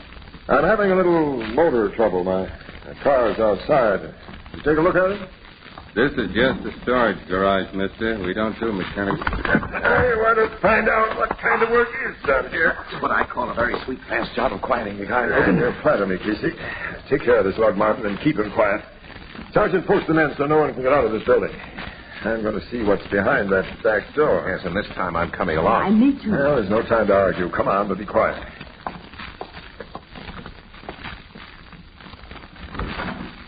Well, the door's not locked. Barney was depending on that lookout. Stairs going up. With a door at the top. Now, let's go. That's the only reason I came up here. That's what I'm trying to tell you, but you don't mind that. Hey, that's Barney's I voice. didn't want to take any chances, so I dropped in to see if you and your missus was comfortable, Davis. Davis? I've been in cells that were bigger than this lousy room. Coffins is much smaller than this room. Nobody's going to put Luke and me in coffins, Barney, not for a long while. Yeah, it'd be too bad if somebody did, Mrs. Davis. You two ain't got so much to live for. Not much. $100,000. But it's going to be too bad. Hey, why that cat? Got a silencer on it, Luke. Have the door, Casey. Together. Drop that gun, Barney. No. If you wanted that. And don't reach for your gun, Davis. I got that copper. I'll only reach for the Dave! Annie! He's got this Williams. in front of me, copper, and I also got my gun. I will shoot it out on terms I like. Oh, yeah? Hey, you dopes always watch the guy with a gat and forget about the guy who hasn't any, Davis. This'll teach you to remember. Oh, Casey. That's what I call a very sweet, fast job of quieting a guy, Casey. You flatter me, Lawton.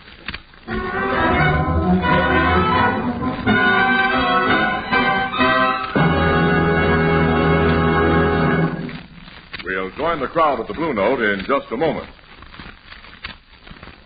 On these hot afternoons and evenings, one of the most agreeable sounds is the tinkling of ice cubes in a big frosty pitcher and the promise of refreshing ice-cold lemonade, iced tea, or delicious fruit juices. How good it tastes, and how wonderful it looks when poured from the new Sunburst Crystal Pitcher. Now, the Sunburst Crystal Pitcher is a radiantly beautiful 2-quart pitcher in the magnificent new kind of crystal the whole country is talking about and admiring. Why, it picks up light like a diamond and scatters it in 1,000 flashing rays. And here's the surprise. You can own one of these magnificent, sparkling Sunburst Crystal Pitchers for only 50 cents. Yes, only 50 cents, or slightly more in distant cities. So look for it tomorrow in the windows and on the counters of the retail stores of America. Sunburst Crystal is a product of Anchor Hocking, the most famous name in glass.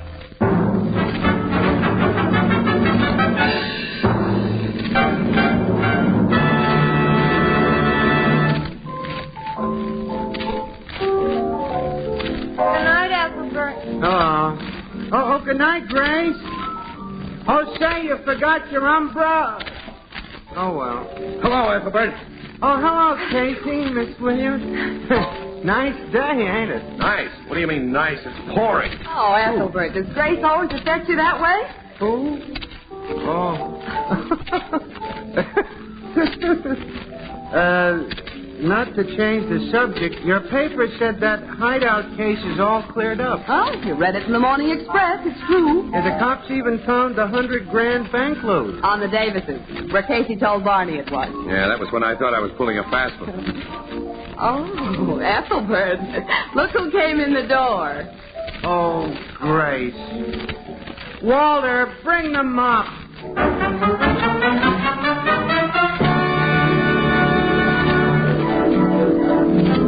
Prime Photographer, starring Stotts Cotsworth as Casey, is brought to you each Thursday by the Anchor Hocking Glass Corporation, makers of Fire King Oven Glass, Anchor Glass Containers, Anchor Caps and Closures. All products of Anchor Hocking, the most famous name in glass.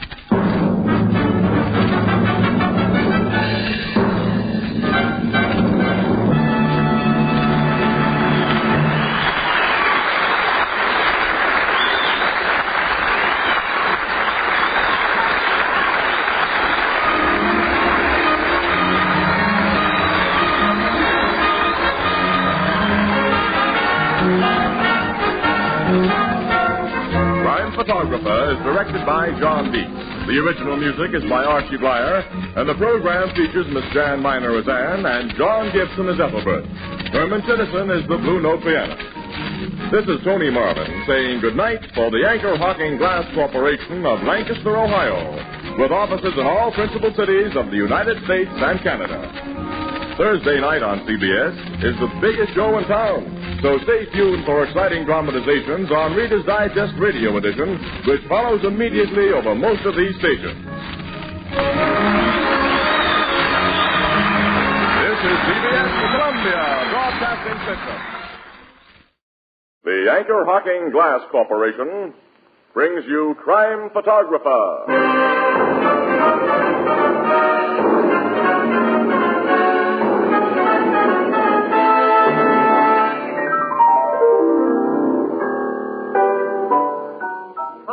Casey. Mr. Marvin and me been wondering what happened to you. Hello, Ethelbert. Hi, Tony. Say, Casey, haven't seen you around the last few days. Oh, I've been cheering myself hoarse for the Dodgers this week. You're a Brooklyn boy. No, but the Dodgers, they're a national institution. Oh, you don't have to tell me about a national institution. I cheer for one, too, every week. Which one? The Yankees? Oh, come, Casey. To what other institution would I be referring but Anchor Hocking, the most famous name in glass?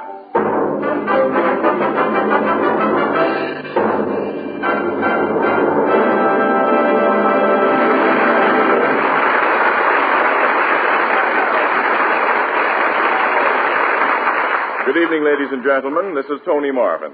Every week at this time, the Anchor Hocking Glass Corporation of Lancaster, Ohio, and its more than 10,000 employees bring you another adventure of Casey, crime photographer, ace cameraman who covers the crime news of a great city. Written by Alonzo Dean Cole, our adventure for tonight, Loaded Dice.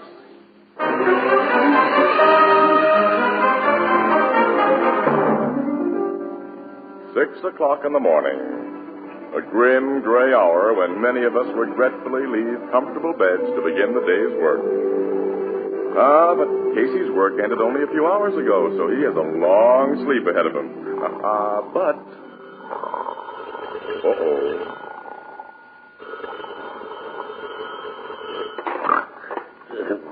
Hello. Casey? Huh? Is that you, Casey? Yeah, it's me. This is Steve Drake. Who? Steve Drake. Oh, hello, Steve. I was going to phone you last week to see if you had any tips. Hey, what's the big idea of waking me up at this hour of the morning? You got a lousy nerve. Hold it, Casey. Now listen to me. What do you want? You and I went to school together. We used to be pals. Well, there's no excuse for I calling. need help, Casey. No guy is a pal of mine who wakes me up. You need help, Steve. Plenty, I think. Oh, excuse me for yelling at you, fella. I was still half asleep. Will you come to my apartment right away? I'm living in Adlin Gardens, Barclay House, 4A. As soon as I can throw on my clothes if you're in a jam. What's wrong? I think I'm in a bad jam. You think? Yeah, I haven't the guts to find out by myself. It'd be too dangerous if I tried. Hurry over here, Casey, hurry.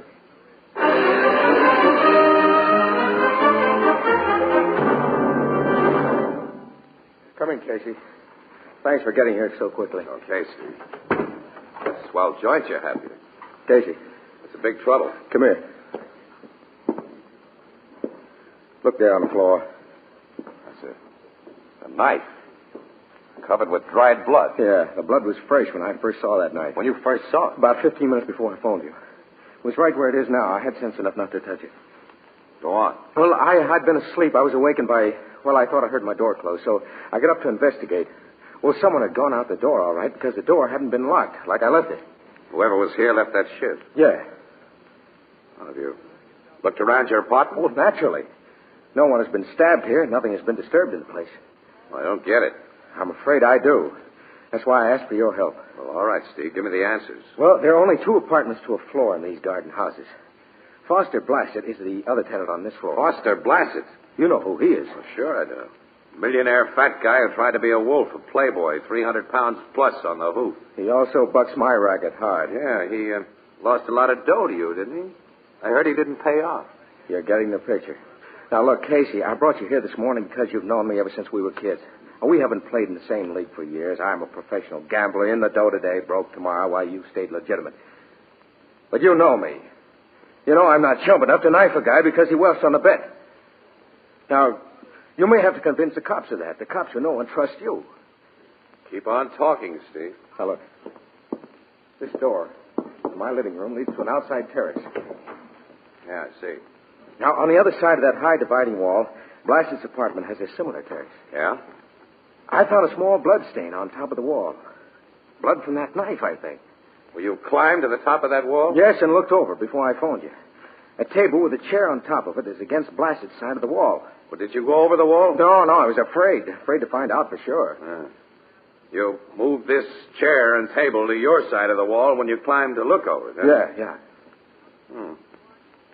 Let's climb over the wall and see what's what. Will you go first? Okay. Easy enough with these tables and chairs. Come on. I'm coming. Blassett's door to the terrace is open. Yeah, let's go in. Casey, that little stain on the rug. Looks like a blood stain, all right. You notice things, don't you, Steve? Look there. What? Across this living room. In the hall. I see. I want a close look. It's Bryson. Yes. Slumped against the outside door of his apartment. Dead. And he was stabbed, Casey. My guess was right. Yeah. So right, I wondered if it was a guess. What do you mean?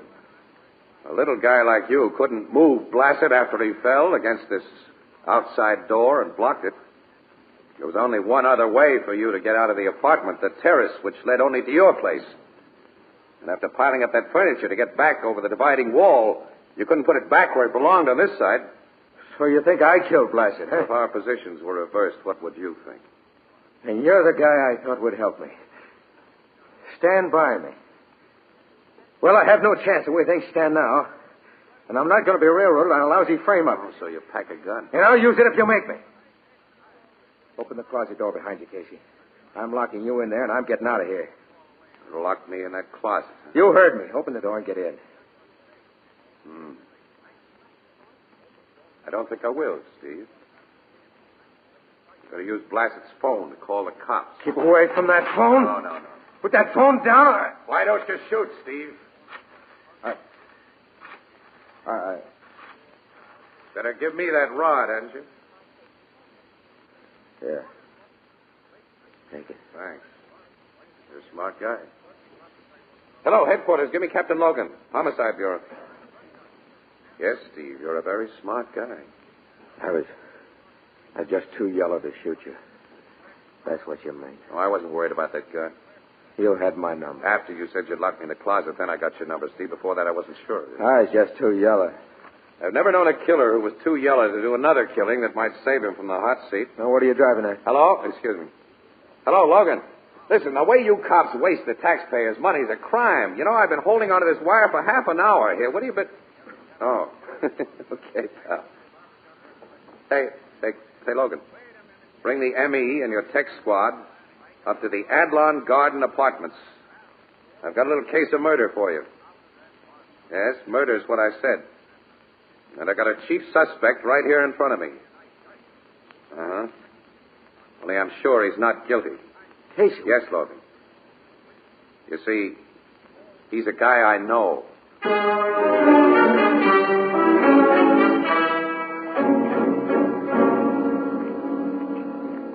Okay, Drake, we'll talk some more about your story later. Now, you'll stay here in the kitchen with this officer while I see what my men have dug up in the other rooms of Blassett's apartment. All right, Captain. Hey, Casey, thanks for everything. Okay, Steve. Come on, Casey. Sure. So you think your friend Steve Drake is on the level with that yarn of his, huh? Logan, I know how weak the yarn is. But I've told you how the guy reacted when he knew that I was against him. If he was a killer, he'd have shot me down. You sometimes reason like a schoolboy. Yeah? Just because you're lucky and have stumbled onto the answers to a few front-page crimes before we cops dug them up, you think you know... Captain Logan. Yes, Sergeant? The tech man just finished the pictures and measurements. We go to work on the body now? Yeah, get at it. I want to see everything in Blassett's pockets. Right away, sir. Logan, when I examined the body after I phoned you, it looked to me as though somebody had gone through Blassett's pockets. I noticed that when I came in here. Sure you didn't touch anything? It's a fine thing. There are a few things I won't do in order to get exclusive pictures. And messing up possible evidence is one of them. I'll believe that in this case because you're here without your camera. Oh, I got pictures, pal. Huh? Yeah. Poor Blassett had a swell camera hanging in his bedroom loaded with film. I got a whole pocket full of nice exclusives. You had no business to touch anything, I put Ronnie. the camera back exactly where I... Casey, someday I'm going to get... stuff was in the guy's pockets, Captain. Oh, now let's have it. Handkerchief, 2 busted cigars, a key, and a billfold. Billfold's empty. Empty. I see. But he may have a roll in his right pants pocket. The way the body lies against that door, we can't get at it. It's underneath him. Is it okay? Yeah, turn him over. Give me a hand, will you, Jim? And this fat guy weighed a ton. I can get into that pocket now. Nothing but a handful of change and a pair of dice. Dice? They were the tools of his trade, as much as he had a trade. Not all Blessed ever did was gamble and chase the dames. Yeah. Finding no big money on him may mean he lost his wad in some game last night. I started my men on a checkup of Blessed's movements last night right after you phoned me. We should get some reports soon. Sergeant, seal up this stuff in the dead man's pockets. Doesn't look very promising, but we'll have the lab go over it. Yes, sir. Has the examination of Steve Drake's apartment turned up anything yet? Nothing but the knife, those bloodstains that he and Casey told us we'd find. No notebook or address book or letters that might have belonged to Blessed? No, sir. Such things are easily destroyed. Steve Drake didn't do this job, Logan. Says you, with a very bum reason for your say-so. I go by evidence, not half-baked psychological theories. Sergeant, has a safe in Drake's apartment been opened? I had him give you the combination. Yes, Captain. Safe contained only what he said we'd find. Around $20,000 in cash. $21,700, to be exact, sir. A lot of dough to keep in an apartment. Not for a bookmaker. That's Steve's racket. I'll answer that, Sergeant. Okay, sir. Hello. Captain Logan speaking. Shoot, Martin. Yeah? Hap Everett's place, huh? Very interesting, Martin. You've done a swell job. Now, find out anything else you can and phone me at headquarters. I'll be leaving here soon. Goodbye.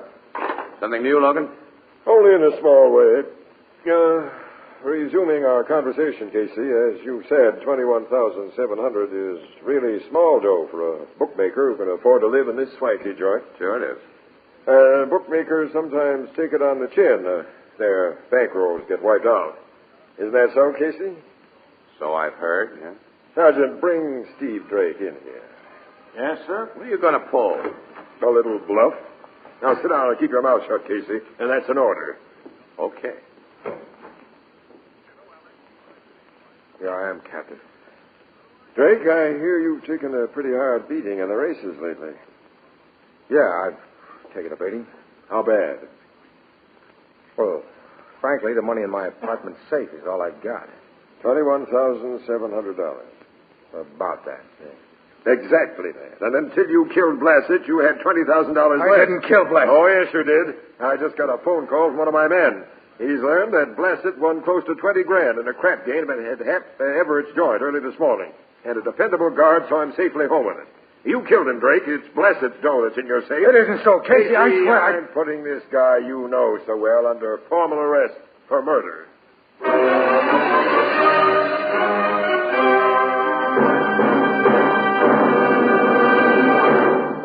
Our story will continue in just a moment.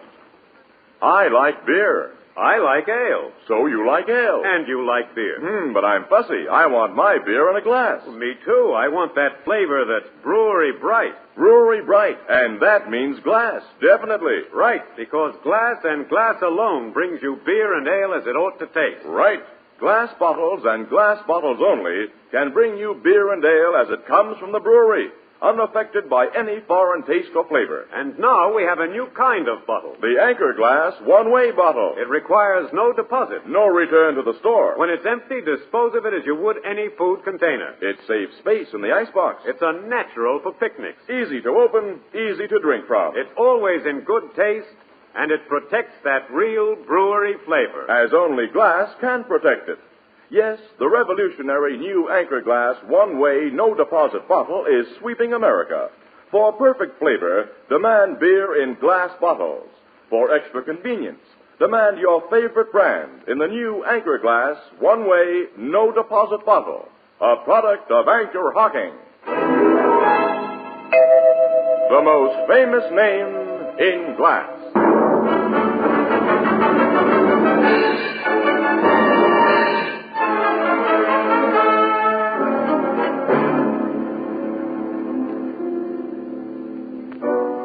Here's your beers, gents.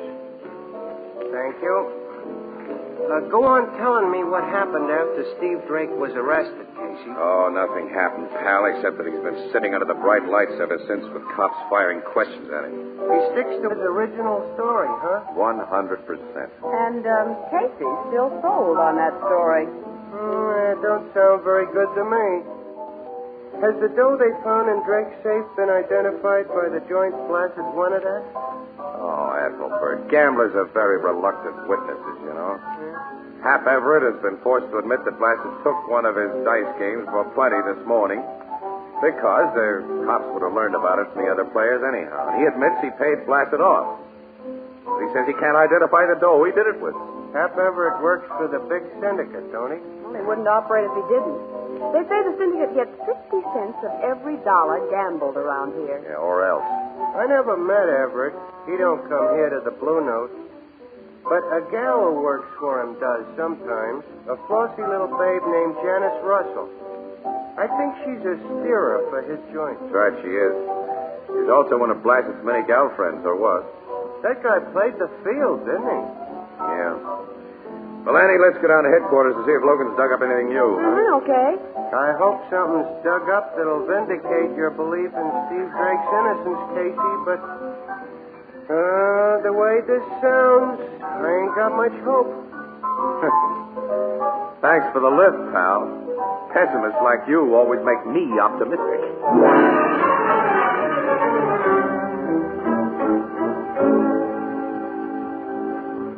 Casey, I've dug up 2 little new items. Yeah? What are they, Logan?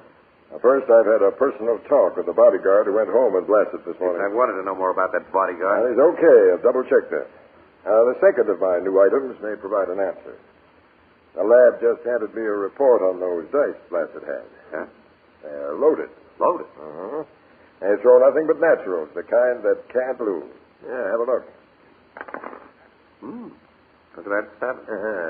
Neat pair of cheaters, eh? Yeah. Hey, I get it.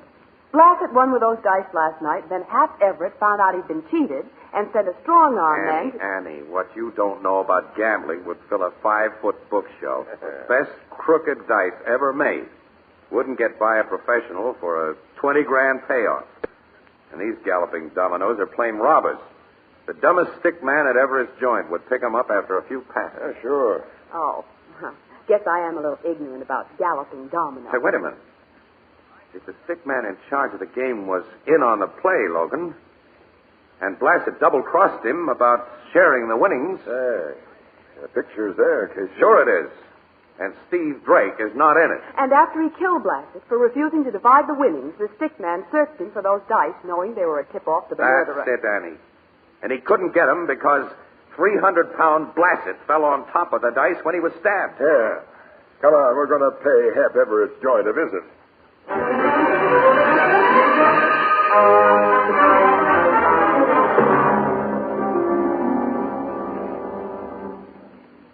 Mr. Everett is in his office. I'll tell him you gentlemen and the lady are here. Yes, do, and right away. Yes, Captain Logan. Swanky setup Hap Everett has. Yeah. Big syndicate Hap works for goes in for class. The game rooms must be behind those big closed doors. Beautifully soundproof, too. Just offices and reception room out here with service quarters and back of them. Service quarters? Yeah. Equipment rooms and restrooms for the game operators and hostesses. Hostess being the refined name for a come-on gal. There's one of them now. Casey, Hello, Janice. what are you doing here? Oh, just smooching around. Miss Russell, Miss Williams, How do you do? How do you do? and Captain Logan. Army or Navy, Captain? Police. Oh. About the Forster Blaster thing? You knew Blassett pretty well, didn't you, Janice? What gal around town didn't? Were you here when Blasted won all that dough last night? I work here, Captain. How did he pile up his winnings? The hard way or by throwing a whole lot of naturals? I don't remember. What do you ask? Curious. Mr. Everett will see you gentlemen and the lady. That's very kind of him. Captain Logan. How are you, Casey? Hello, Hap. And lovely, charming Miss Williams. Annie, this big mug is a silky wolf. Don't trust that line of his. I like Mr. Everett's line. Well, come into my office and make yourselves comfortable. Well, I'll be running along. Don't run far, Miss Russell. I may want to talk to you later. I'll be around, Captain. Please sit down. Thanks. That's a nice office you have, Everett. You guys do pretty well by yourselves. It's comfortable. And practical. Back doors so you can avoid unwelcome company from the front. And peepholes in both doors. Specialized professions demand specialized arrangements, Captain. Yeah. Say, who had charge of the table at which Blassett nicked you for $20,000 this morning? Les Parker was the stick man? Oh, get him in here. Now. Very well. Bernard. Yes, Mr. Everett? Bring Les Parker here right away. Yes, sir. Why your interest in my stick man, Captain? Just want to ask him a few routine questions. What time did he go off duty this morning? 4:30. According to the afternoon papers, Steve Drake is all wrapped up for the Blassett killing. Anything happened to change things? No, but we'd have a much better case against Drake if you told us how you paid Blassett his winnings. I'm sorry, I can't remember, Captain. We pay off so much money to so many people that I... Come in. You want to see me, Hap? Captain Logan here wants to see you. This is Les Parker. Please, huh? Yeah. Will you leave us alone, Everett? Oh, certainly. I'll go out my back door. I have some checking to do in the equipment room. What's this about, Captain? The Blassett murder. I hear you've got Steve Drake dead to rights for the job. The case is far from closed. Yeah? Mm-hmm. You know Steve Drake, Parker? Why, slightly. Ever been in his apartment? No. Ever been in Blassett's apartment? No. Blassett was killed about 5:30 this morning. Where were you then? Home in bed. Can you prove it? Why should I have to prove it? The only contact I ever had with Blassett was when he played at my table. I hardly knew the guy. Ever seen these before, Parker? I've seen lots of dice, Captain. Yeah, well, those are special dice. They throw only sevens. Cheaters, huh? Robbers. They were responsible for Foster Blassett's winning streak. Weren't they, Parker? What do you think I am? No one could slip a pair of phonies like these in on me and get away with it. They could if you were sharing in the winnings. You had a deal with Blassett. No. When you went to collect this morning, he gave you the laugh. I didn't. You stuck a knife in his throat and took the dough. No, Parker, no. you're under arrest. No, wait. Wait, I'm not going to be a fall guy, not for a murder rap. There was a deal. But I didn't go to Blassett to collect. And if Steve Drake didn't steal that dough, I've been double-crossed, and I'll tell you... The lights have gone out. I saw a gun flash from the peephole in this back door, Logan. Stop you or I'll shoot. I heard gunshots, Captain, and the lights went out. I just came out of this equipment room to see... I see, Everett. Stick your hands in the air. Okay. There's a switch box by this door, Logan. Now we've got the light on this pretty situation. Oh, Captain. Parker got 2 bullets through the head. Looks like he's done for. There's the gun that did it, Annie, on the floor. Come in here, Everett. I can guess what Parker was about to tell us. You and he have been working together to beat the big syndicate. Certain players were allowed to win here with phony dice if you got a big share of their take. You let Blassett be one of those lucky players. But when you went to collect from him, he refused to fork over, so you killed him. And took the dough and framed Drake. You knew your stooge Parker was a weak sister, so when I came here to question him, you listened outside. And when he started to break, you shot him. Gentlemen, in the moment between those shots and the time the lights went out, I was out of that equipment room in time to get a glimpse of a woman. A woman? What? You'll probably find her hiding in the hostess's restroom there. Not exactly hiding. Janice. Oh, Miss Russell. I was listening. Now I'll do some talking. That we want to hear. I ran into Mr. Everett here in the hall a few minutes ago. My boss never misses a chance to paw a gal when nobody's looking. So he grabbed me and smeared my lip makeup. Look at his mouth. He's still smeared. That has nothing to do with... It was a big mistake on your part, Hat. If you'd kept your hands off me, I wouldn't have had to go in there to put fresh lipstick on. And I wouldn't have seen you shooting through the peephole. You saw him. He's crazy. Shut up, Everett. Go on, Miss Russell. Well, I just opened the door to come out when he fired and turned out the lights. I'm an experienced gal who stays under cover when they're shooting, so I ducked back into the room She shot Parker, Captain. Check up on her. You'll find she and Parker were friends. Good enough friends to be partners in the deal to cheat my games, but not good enough to trust one another. And you were playing around Blassett, Janice. Just a minute, Hat. That's your revolver on the floor. It isn't. My gun is right here. Don't reach inside your coat, Everett, I'll see. And your shoulder holster is empty. Empty? That's what I said. She took it. She lifted it from me when she had her arms around me. That's a pretty thin story. Isn't it, though? Maybe not. Huh? Hap likes the gals pretty well. If he was worried about what Parker might tell us, I don't think he'd have taken time to give Janice that little squeeze. Why, of course I wouldn't.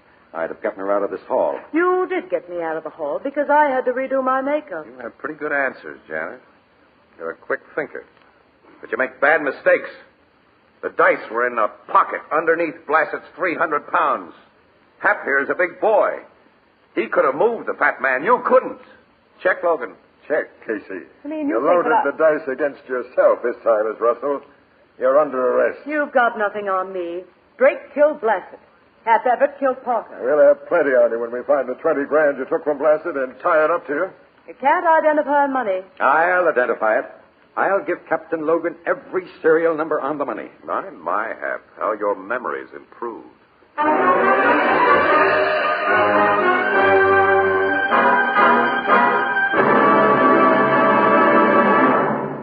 We'll join the crowd at the Blue Note in just a moment. Here's real refreshment for you. A big frosty pitcher of ice-cold lemonade or iced tea or delicious fruit juices. How pleasing is the tinkle of the ice cubes, and how good it tastes, and how wonderful it looks when poured from the new Sunburst Crystal Pitcher. The Sunburst Crystal Pitcher is a radiantly beautiful 2-quart pitcher in the magnificent new kind of crystal the whole country is talking about and admiring. Why, it picks up light like a diamond and scatters it in 1,000 flashing rays. And here's the big surprise. You can buy one of these magnificent, sparkling Sunburst Crystal Pitchers for only 50 cents. Yes, only 50 cents. Or slightly more in distant cities. And here is the kind of crystal that's an heirloom in homes all over America. Look for it tomorrow in the windows and on the counters of the retail stores of America. Sunburst Crystal is a product of Anchor Hocking. The most famous name in glass.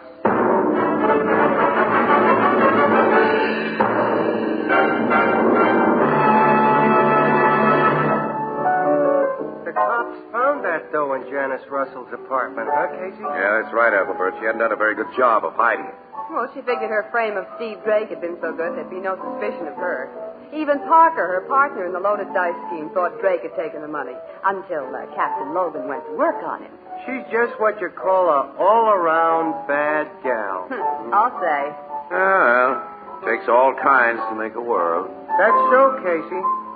But as my sister Edna says, quote, the only thing rotten eggs are good for is to make a skunk jealous.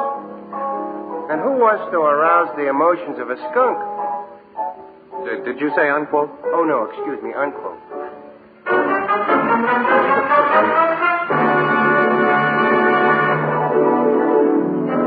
Crime Photographer, starring Stotts Cotsworth as Casey, is brought to you each Thursday by the Anchor Hocking Glass Corporation, makers of Fire King oven glass, Anchor glass containers, Anchor caps and closures. All products of Anchor Hocking, the most famous name in glass.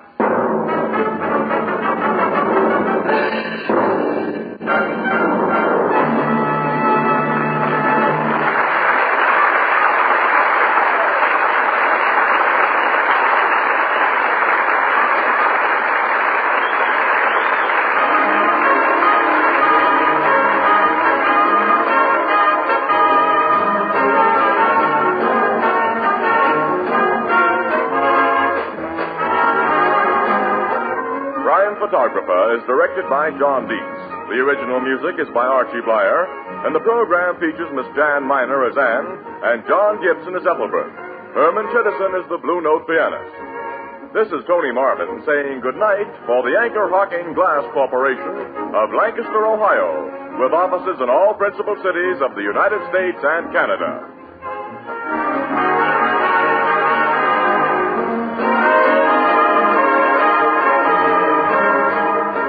Thursday night on CBS is the biggest show in town. So stay tuned for exciting dramatizations on Reader's Digest Radio Edition, which follows immediately over most of these stations.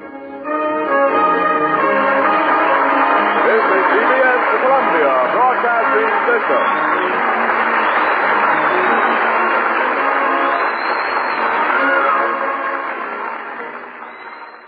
The Anchor Hocking Glass Corporation brings you Crime Photographer.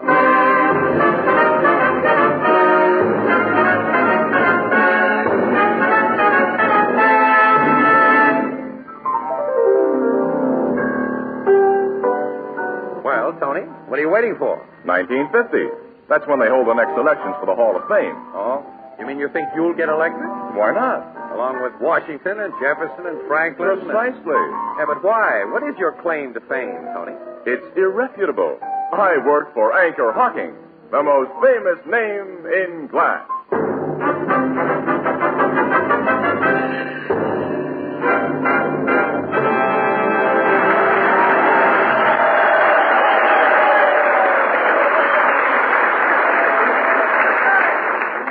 Good evening, ladies and gentlemen. This is Tony Marvin. Every week at this time, the Anchor Hocking Glass Corporation of Lancaster, Ohio, and its more than 10,000 employees bring you another adventure of Casey, crime photographer, ace cameraman who covers the crime news of a great city. Written by Alonzo Dean Cole, our adventure for tonight, The Tobacco Pouch.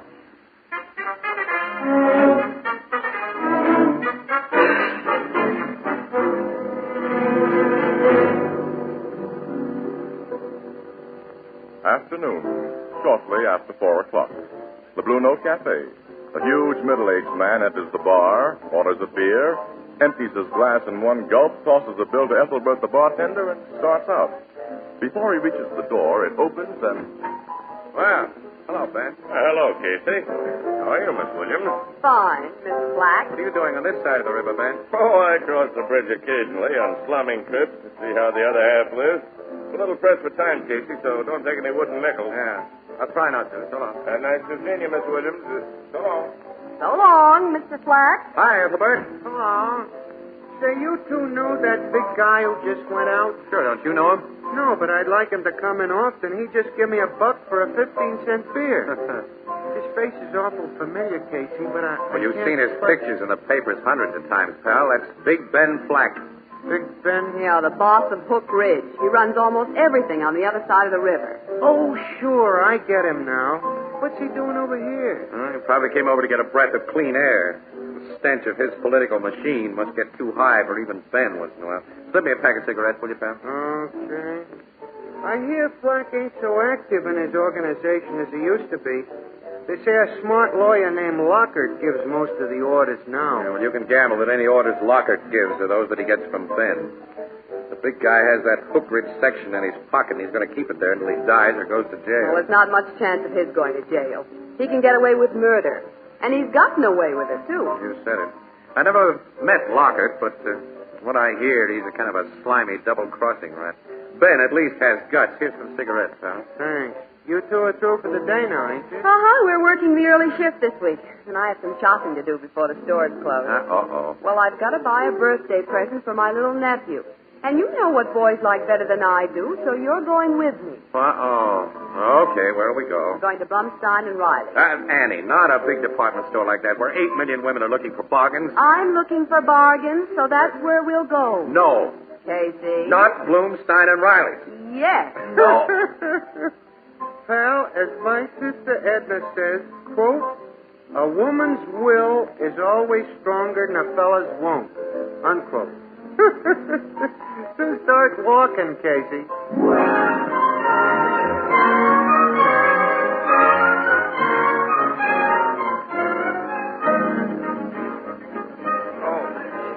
Million women looking for bargains. Oh, excuse me, lady. Stop crabbing, Casey. We'll be out of the store in a few minutes. What? Oh, they're having a sale on costume jewelry. Maybe I can pick up a pin to go with my new green dress. Annie, we came here to get something for your nephew. Yeah, but these pins look like real bargains, Casey. And if I can find a good-looking one for only $2.98... All right. It won't take a minute to look them over. Oh, this isn't bad. Well, that's swell. Buy it. No, it isn't right. How do you like this one? That's perfect, Annie. Just the thing. It won't do it all. Oh, here's a pretty one. Now, that's terrible. You're right, it is. Oh, guy can't win. Nothing. Oh, here's some that are priced a little higher. Maybe they're better looking. What? See that little guy at the end of the counter? Yeah. I think he just slipped a bracelet into that big umbrella he's carrying. A shoplifter? I can't be sure, but... Look, he's moving away. Let's keep our eyes on him. Okay, but he doesn't look like a thief. If all crooks looked like crooks, we wouldn't need a police department. Oh, I know that. But this little man, he has a nice face, and he's so neatly dressed, and... Well, he might be a college professor. Wait, he stopped at the perfume counter. Yeah? Hey, Look at that tough-looking hombre. That big guy beside him. Yeah. Wonder if he broke his arm accidentally or if somebody else did it for him. Well, his arm's in a sling. Sure is. Uh-oh. Just got a load of the red rose in his coat lapel. I guess he's not so tough.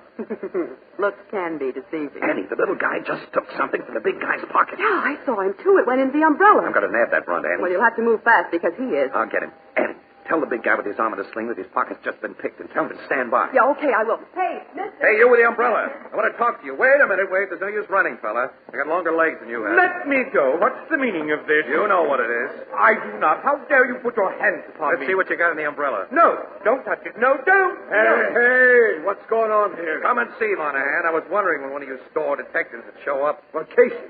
Hey, what's wrong?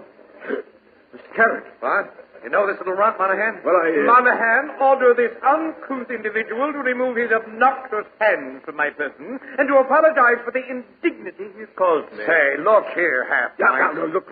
Take it easy, Casey. What? You ladies and gentlemen, go on about your shopping, please. There's been a mistake here. A mistake? Yeah, Casey, Mr. Carrick, come on with me, quick. Behind that partition to the stockrooms. Look here, Monahan. I'll explain everything, Casey, when we get away from this crowd. Yeah, you better. Hey, Casey, the man with his arm in a sling hurried away from me after I told him his pocket had been picked. He didn't even thank me. I lost him in the crowd. Oh, that's great, Annie. All I needed was a little more mystery. Say, Monahan, what goes on in this store? All right, through this door, Casey. Back to the stockrooms, and I'll explain. Your explanation better be good. Simply tell this impertinent interloper who I am, Monahan. Yes. I'll take care of everything, Mr. Carrick. And to save you any more bother, will you make yourself comfortable in this room here while I tell this gentleman who you really are? Gentlemen, you call this varlet? Varlet? What's that? I shall await you in this room, Monahan, but don't keep me waiting long. You're not going to wait there with that umbrella full of things you've stolen. Come on, give it to me. Return my umbrella. Oh, no. Until I'm told what this is all about, I'm hanging on to the evidence of what I think it's about. I condescend to humor you. Take this person out of my sight, Monahan. What is this? Our friend Monahan is going to tell us right now, Annie, or else. Come away from that room where I put him. He mustn't hear. All right. You step into this stockroom. Now then, I'll close the door. Yeah, and I'll empty the umbrella I took from your little pal. What?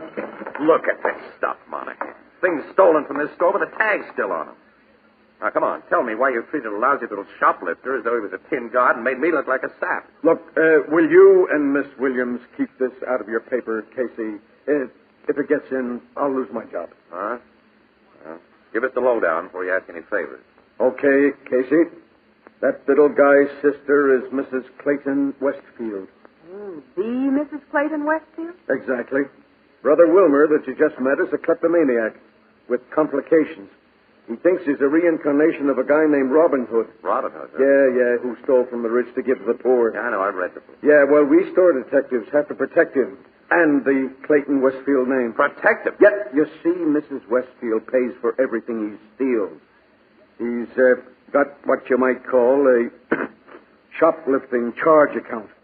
Mrs. Westfield pays for everything Brother Wilmer steals. She sends out monthly checks. Well, now, how does she know what he He takes? always shows her his loot when he goes home, and she makes a note of the price tags. Then he goes out and gives the stuff to people he thinks that needs it. Just a harmless nut. Well, that's okay for the store he lifts from, but he picks a guy's pocket. How does the guy get his stuff back? What? Wilmer Carrick didn't pick pockets. Oh, yes, he does. Oh, we saw him. Sure, he made a snatch from a customer. It's your perfume. Carrick's never been known to do All it. right, here's the evidence. The one thing that hasn't got your price tag on it. What? The tobacco pouch here. Here it is. Look at it. You're right, Casey. That isn't ours. Wasn't worth over $2 when it was new. So the guy didn't lose much. Lost the key to his hotel room. A key? Sure, it's inside the pouch. Ben Dixon hotel tag on the key. I'll send her right over there. Well, the man couldn't have wanted it very badly. As I told you, Casey, he walked away when I Yeah, told that him was to pocket. screwy, wasn't it? I can't figure why Carrick took... He's no dip. All right, let's ask him. All right, come on. Now, look, Casey, humor the nut, will you? He'll do anything for you if you treat him like a big shot. All right. And, well, you know, as I said, his sister is important. Yeah, okay, Monahan. I'll even call him your Royal Highness. It'll help you. Well, here's the room I left him in. We've come back, Mr. Carrick. Hey, Monahan. Oh. He's lying on the floor and there's blood on his head. He's been blackjacked. Is he all Wait right? now, let's see. Pulse is okay. His has been KO'd. Half his pockets have been turned inside out, Casey. Somebody has frisked him. Yeah, but who? Wait a minute, he's coming to. He'll tell us. Are you all right, Mr. Carrick? Oh, I have a headache, Monahan. All right, I'll get you to a doctor in a minute, sir. But first of all, will you tell us... A man came in after you left me. The man with the rose in his lapel. The guy with his arm in a sling? Yes. But his arm was out of the sling when he opened the door, and then he hit me. Casey! Why had you taken a tobacco pouch from that man's pocket, Mr. Carrick? I took it in order to solve a mystery. You took it in order to... Monahan, have you told these persons who I am? Well, I've given them kind of an idea, Mr. Carrick. Good. Then I'll speak freely. My mission in life is to redress wrongs, sir. I am a defender of the right. I see. When I first noticed that man with his arm in a sling, he made a most unfavorable impression upon me. I watched him, and when I saw another unprepossessing-looking character approach him and furtively slip a tobacco pouch in his hand, I prepared for action. Wait a minute. Another guy gave arm in a sling that pouch? Yes, a villainous-looking churl with red hair who quickly disappeared into the crowd of shoppers. So you wanted to see what was in the tobacco pouch? As defender of the right, it was my duty to see. Casey, that hotel key. The guy must have slugged and searched Mr. Carrick in order to get it back. Let me see that pouch again, Monahan, will you? What? Yeah. Here, Casey. Well, it's only a key inside. Yeah, that's all. It's the room 405, Ben Dixon Hotel. Oh, I don't get it. Neither do I. Hey, what's that? Out in the store. Hey, come on, Monahan. Come on. Jump it. I'll say. Let me through, please. Me too. Here. What happened there? I'm a policeman. That man on the floor, officer, he suddenly doubled up and fell at my feet. The knife has been driven through his back case. Yes, and into his pocket. He's finished. Did anyone see who knifed him? You. No, sir. I only saw him fall. I didn't see anyone. Casey, that dead man is... Mr. Casey. Yes, Mr. Carrick? He's the person who hit me. Yes, that's right. Somebody's rubbed out our guy who wore his arm in a sling.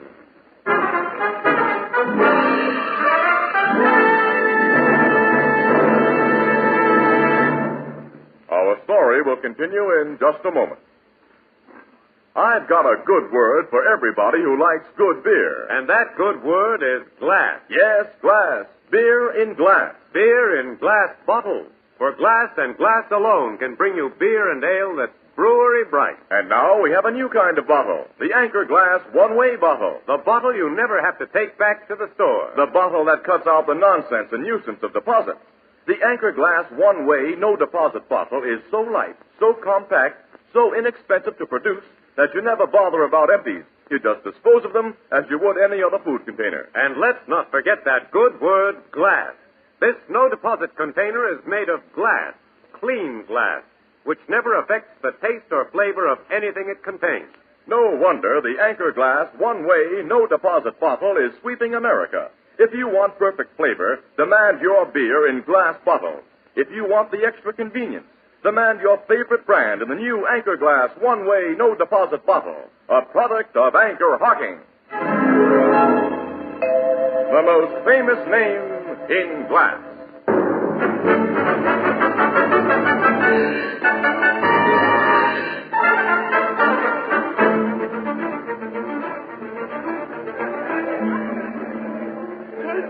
Why are you pulling me away? You want to get out of the mob around that dead man, Annie. We may get an exclusive story if we work fast. How? I've got that tobacco pouch in the hotel key. Well, I don't see how Think back, Annie. There was nothing the matter with that guy's arm. Well, why did he wear that sling and a red rose in his lapel? Oh, as a means of identification? Sure. There's somebody who didn't know it. And the red-headed man slipped in the pouch. Containing only a key, which he tried to get back after Carrick took it, but which he wouldn't claim openly when you tipped him that it had been taken. Then he gets a knife in his back. Well, I'm going to use that key to find out why. Well, how'll you use it? You unlock room 405 at the Ben Dixon Hotel before word gets around that arm in a sling is dead. Oh, now, wait a minute, Casey. You give that key to the cops and let them... Yeah, let them grab a possible exclusive. But we may walk into serious trouble. Annie, you're not walking into anything. I'm going alone. Oh, no. Oh, yes, definitely yes. If anybody's waiting in that room, they're going to be expecting a guy who'll show up alone. Well, the dead man was about my size and coloring. And I'i'll have my arm in a sling and a red rose in mine. It's buttoned. You have... Sure. Come on. We'll buy 'em right here. Oh, no, wait a minute. This sounds too dangerous, Casey. I won't let Look, you. kid, you'll go with me to the Ben Dixon and park yourself in the lobby. If I'm not down within half an hour, you call the cops.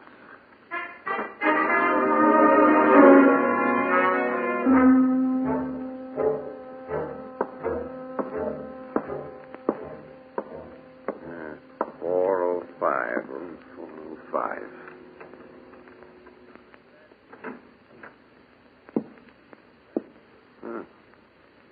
Empty. It's a bare hotel room. Nothing here. Uh-oh. Connecting room. Hello, Slade. Hello? I expected you sooner than this. I got here as soon as I could. Come on in. It's more comfortable in here. Peephole in the door, I see.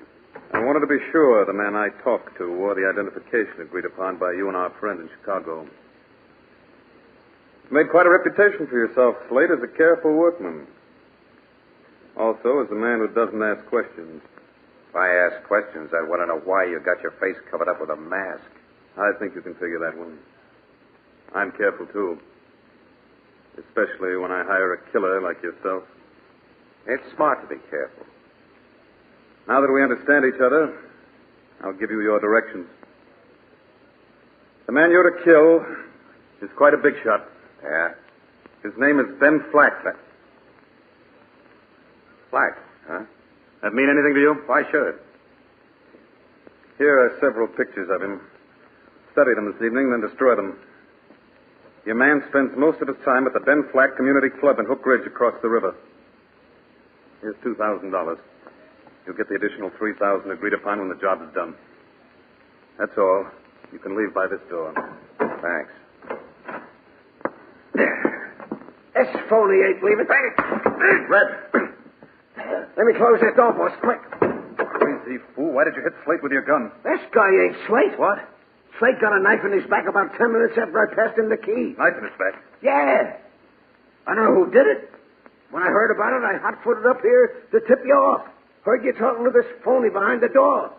When you opened it, I let him have it. Who is this man? He wore a sling and a rose. I never seen him before.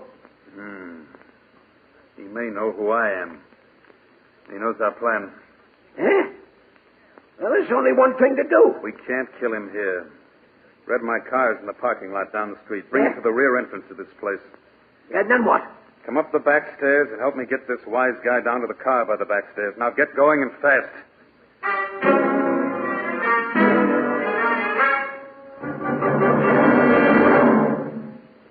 He made me promise not to call you police unless he stayed upstairs over half an hour, Captain Logan.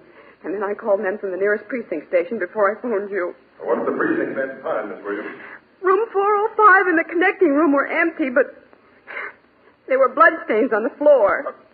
Bloodstains? Yeah. Captain, they think somebody killed Casey and carried his body down the back stairs. Well, it'd serve him right. I warned the sap he'd butt into police business once too often, and I warned you. Captain. I'm sorry, Miss Williams. I often want to murder Casey, but nobody else is going to do it. I'll come right up to the Ben Dixon and try to pick up the Lux trail. There's no trail to pick up, Captain, and no lead. He's just gone.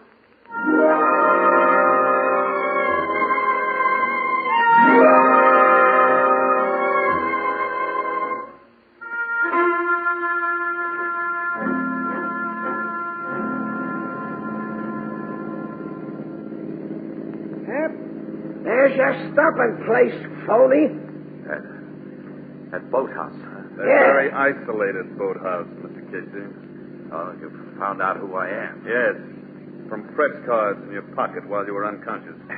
Well, you must know it's pretty dangerous business to knock off a guy in my racket.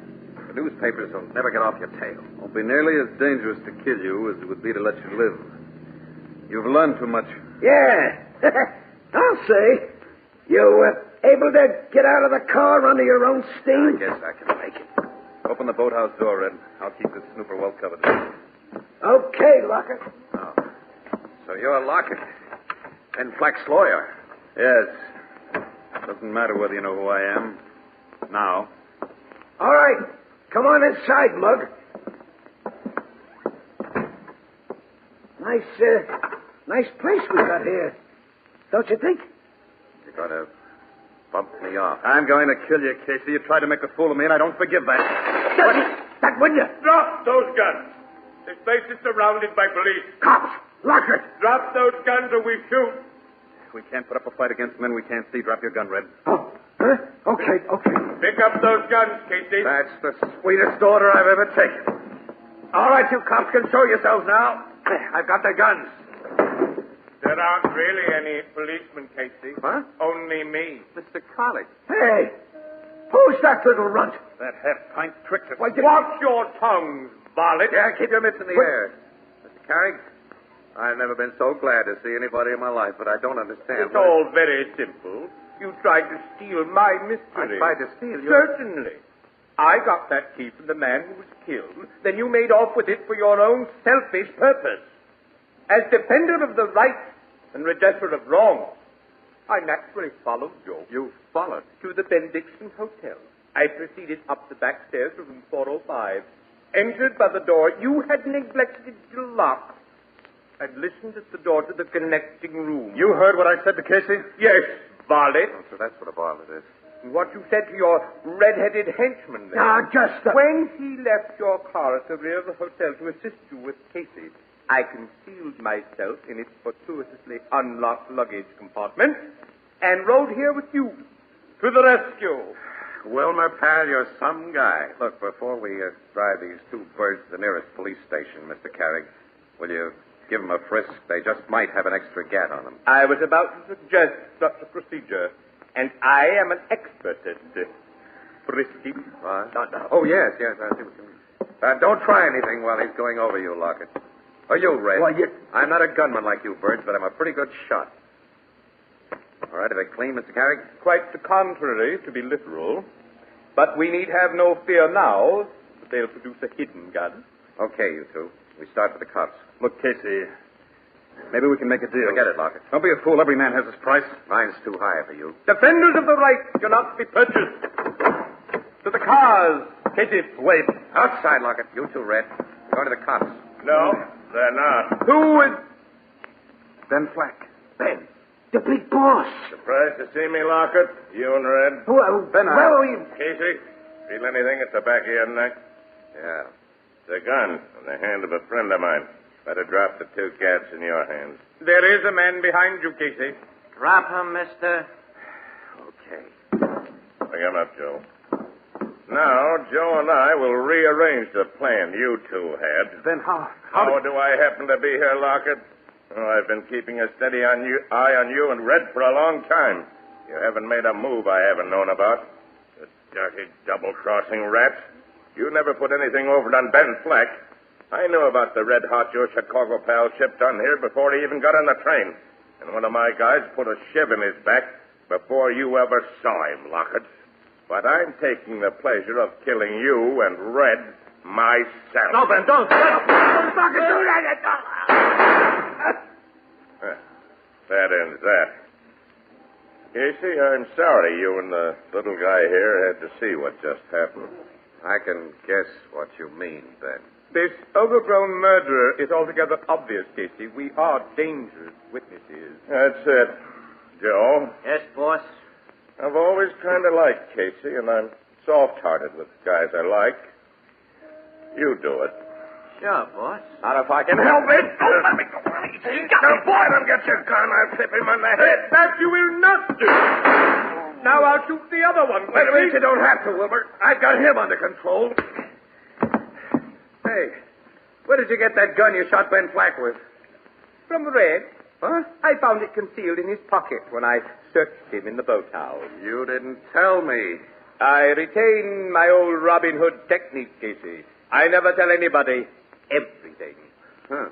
I hope my bullets didn't kill this murderer. I prefer to let the law take its course in such matters. No, you only winged him. He'll live. Till after a jury hears our eyewitness testimony. Excellent.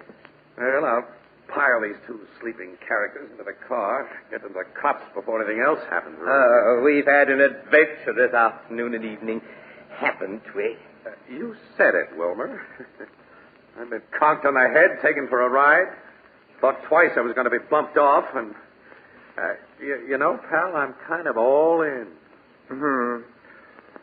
Brother defenders of the right should not be too critical of each other, Casey, but I'm afraid you have no staying power.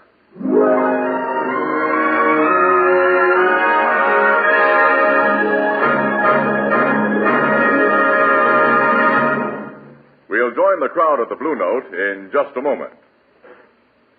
Your friends will never guess when you set out your new 2-quart Sunburst crystal pitcher.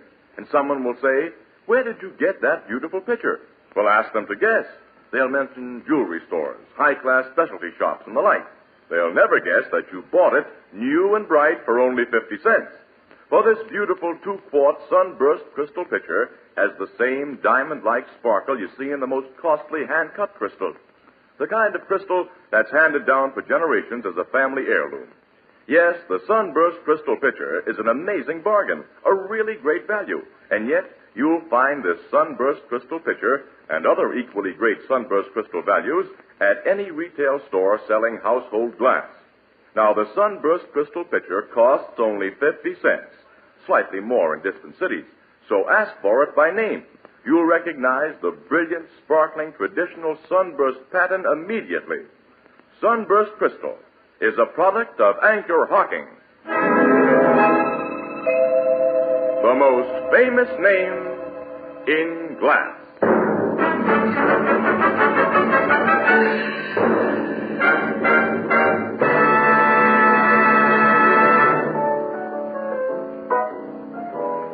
With Lockhart dead and Flack got dead to rights for killing him and that redhead, Casey, it sure looks like you and that Wilmer Carrick has busted up the Flack political machine. It'll be pretty hard to reorganize with the ringleaders out of the picture, Edward.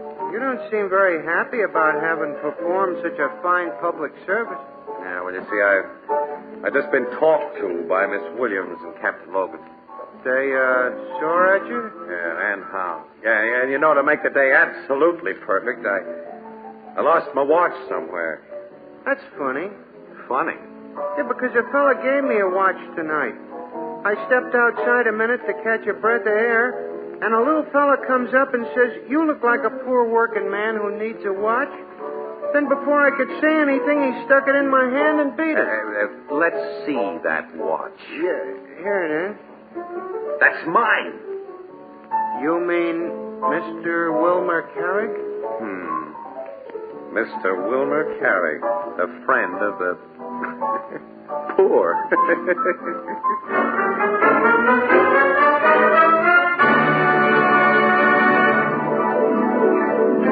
Crime Photographer, starring Stotts Cotsworth as Casey, is brought to you each Thursday by the Anchor Hocking Glass Corporation, makers of Fire King Oven Glass, Anchor Glass Containers, Anchor Caps and Closures. All products of Anchor Hocking, the most famous name in glass.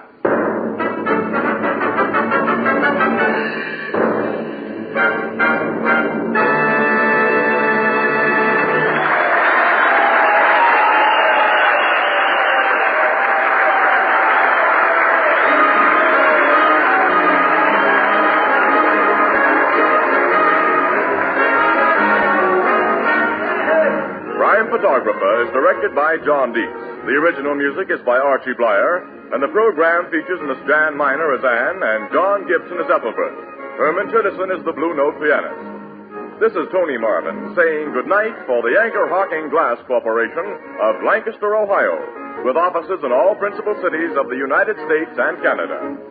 Thursday night on CBS is the biggest show in town, so stay tuned for exciting dramatizations on Reader's Digest Radio Edition, which follows immediately over most of these stations.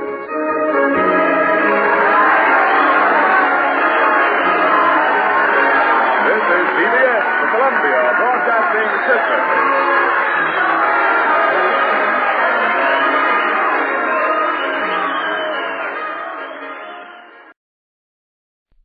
The Anchor Hocking Glass Corporation brings you Crime Photographer.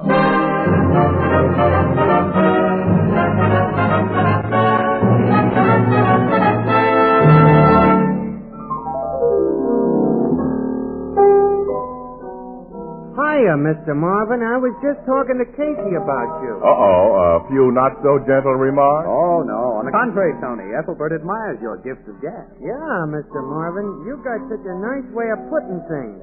You make them words sound so important. Oh, I'd like to take credit for that, but I can't very well. You know, one of the things I repeat most would sound important no matter who said it, Ethelbert. Yeah?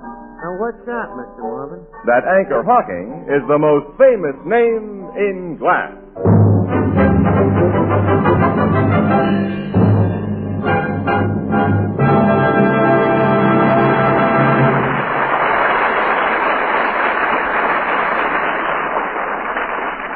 Good evening, ladies and gentlemen. This is Tony Marvin. Every week at this time, the Anchor Hocking Glass Corporation of Lancaster, Ohio, and its more than 10,000 employees bring you another adventure of Casey, crime photographer, ace cameraman who covers the crime news of a great city.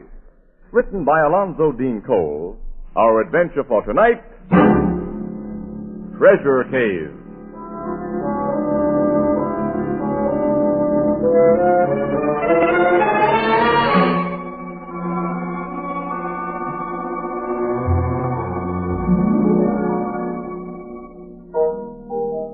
Early evening, the Blue Note Cafe. Leaning happily on the bar is Captain Logan, chief of the Homicide Bureau. And Ethelbert, the head bartender, regards him with a look of unconcealed envy as... You and Casey are going to have 3 whole days at Red Lake, Captain, with nothing to do but fish, huh? That's the program, Ethelbert. We're driving up there tonight. Some guys have all the luck. Yeah. It's the first time that Casey and I have both been free at the same time. I'm finally getting a chance to make the lug eat some of those tall fish stories he tells us. That I'd like to see happen.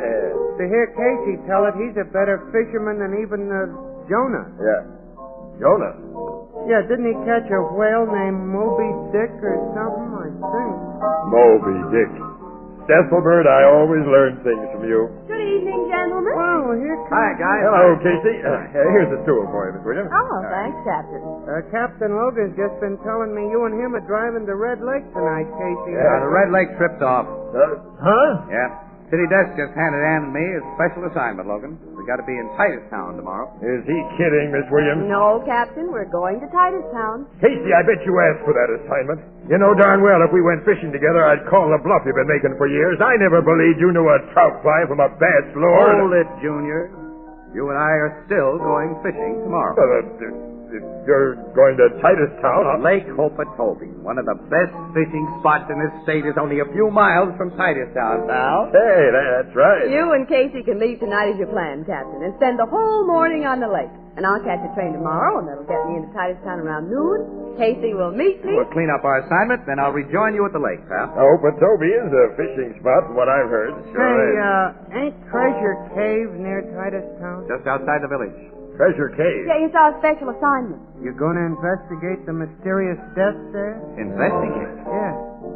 Oh, we're not cops, Ethelbert. Miss Williams will simply write an on-the-spot feature story for our Sunday edition.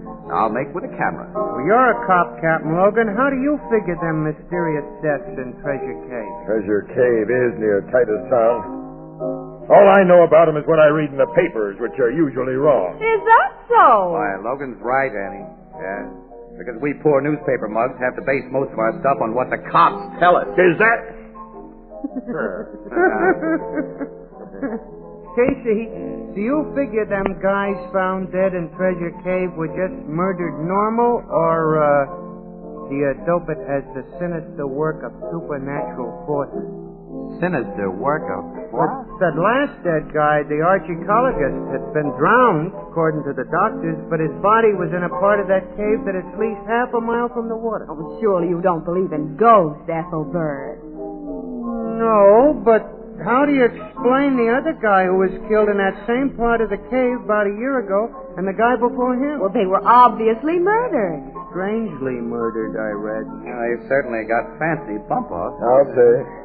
One man had been hacked up with a cutlass several hundred years old, and the other had a bullet in his head that could have been fired only from an early 18th century muzzle-loading pistol. Which weapons, Captain, were the kind once used by pirates? And dead pirates are supposed to haunt that cave because they're guarding treasure they hid there. If one of the good guys in my department could be detailed to that backwoods Titus-town neighborhood, he'd clean up the case in 24 hours. Oh? You're going to Titus-town, pal? We're on vacation to fish. But if the boss of your department was one of its good guys... Nuts. Casey, maybe you and Miss Williams can solve the treasure cave mystery. Well, of course, we're only amateurs, Sherlock, so it may take us a little over 24 hours to crack it. Maybe even 25, Annie. Maybe 26, Casey. After all, we haven't Captain Logan's long experience. That's right. It'll be embarrassing to the captain when you bust the case when it's known he was up there with you and didn't do nothing but fish. Oh, well, we'll keep that out of the paper. We've covered Logan before. We'll do it again. You gotta protect your friend. I see. All of you behind the needle, huh? Can't you take it? Casey, I can't get mixed up in that treasure cave thing officially, but well, I'll go there with you, Miss Williams, tomorrow. You won't tell anybody who I am. Okay, pal, it's a deal. We got a call first on the man who owns the cave, Captain, Mr. Lefton. He doesn't like unpleasant publicity, but he's an old friend of our managing editor who finally got his permission to let Casey and me go over the place. This Lefton's a pretty rich guy here. He's a retired broker who became a gentleman farmer. Fraser Cave's at one end of his farm. I'll tag along when you call on him. Now, Casey, if we're going to get some early morning fishing, we got to hit the road. Okay, let's go. We'll drop you off to your apartment, Annie. Thanks. Good night, Ethelbert. Good night, pal. So long, Ethelbert. So long. Oh, gee. A nice fishing trip and a swell murder mystery, too. Some people have all the luck.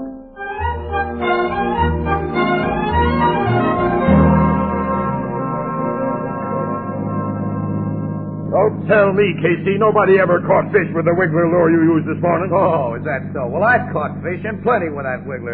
Well, it didn't work this morning because every time I got a near strike, you were splashing around with that pork rind bait. Pork rind's the best bass bait in the world. That's so. Why'd you catch something with it then? Well, only because you were... Casey, Captain, What? please. Huh? Women are supposed to be gabbers, but no two gals ever extended a two-word subject like no fish into an hour-long argument.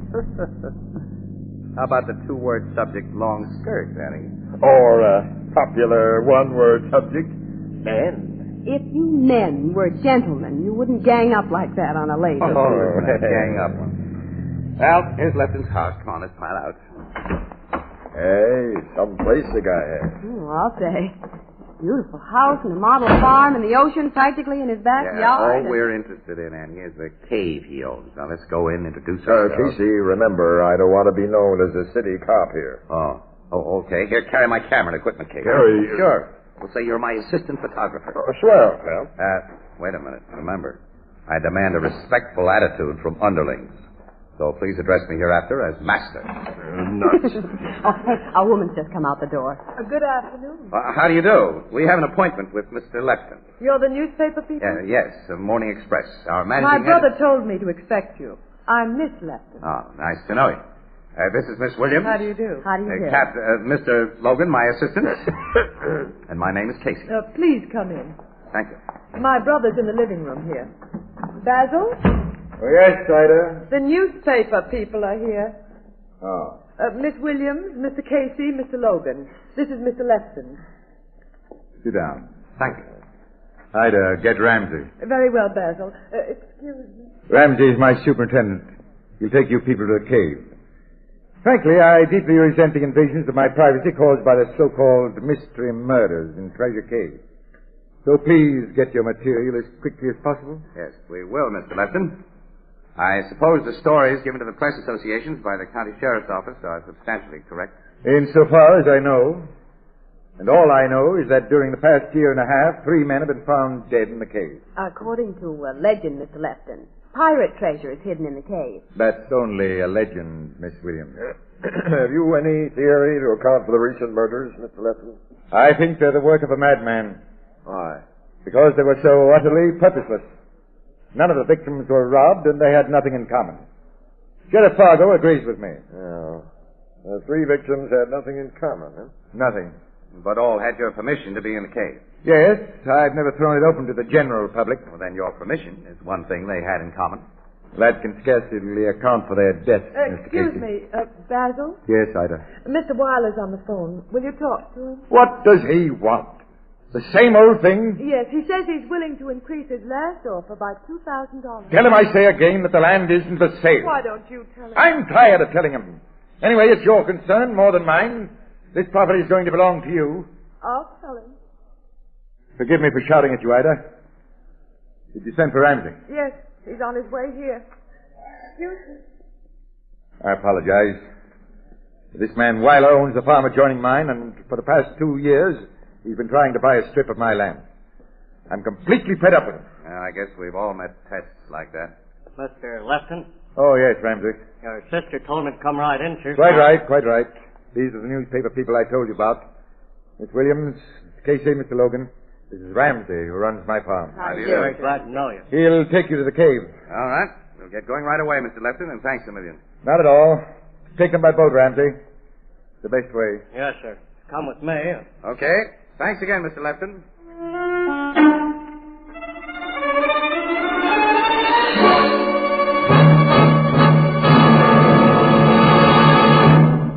Our story will continue in just a moment. And now, a word about beer insurance. Beer insurance? How does that work? Easy.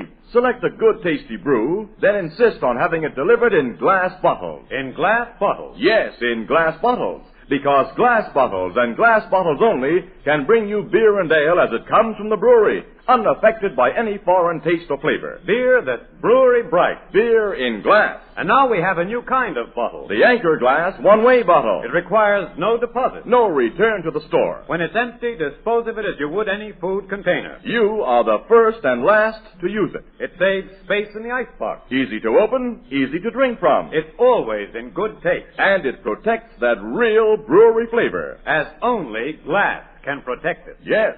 The revolutionary new Anchor Glass one-way no-deposit bottle is sweeping America. For perfect flavor, demand beer in glass bottles. For extra convenience, demand your favorite brand in the new Anchor Glass one-way no-deposit bottle, a product of Anchor Hocking. The most famous name in glass.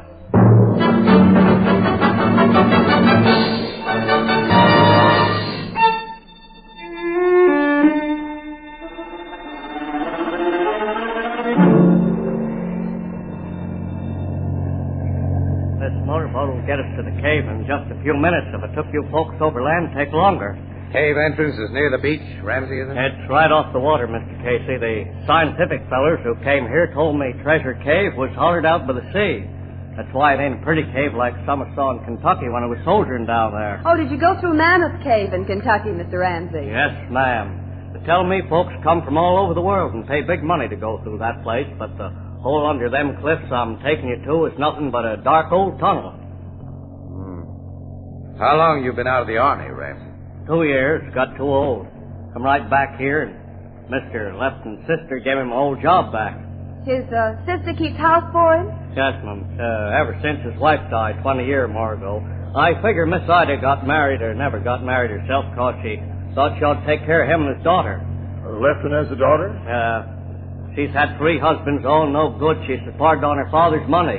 Now he's paying for a 3rd divorce so she can marry a 4th bum. The old man's crazy about his only kid, so she gets anything he's got and throws it away. Yes, he has plenty. We heard him refuse to sell a part of his farm at any price this afternoon. That guy Weiler? Yeah.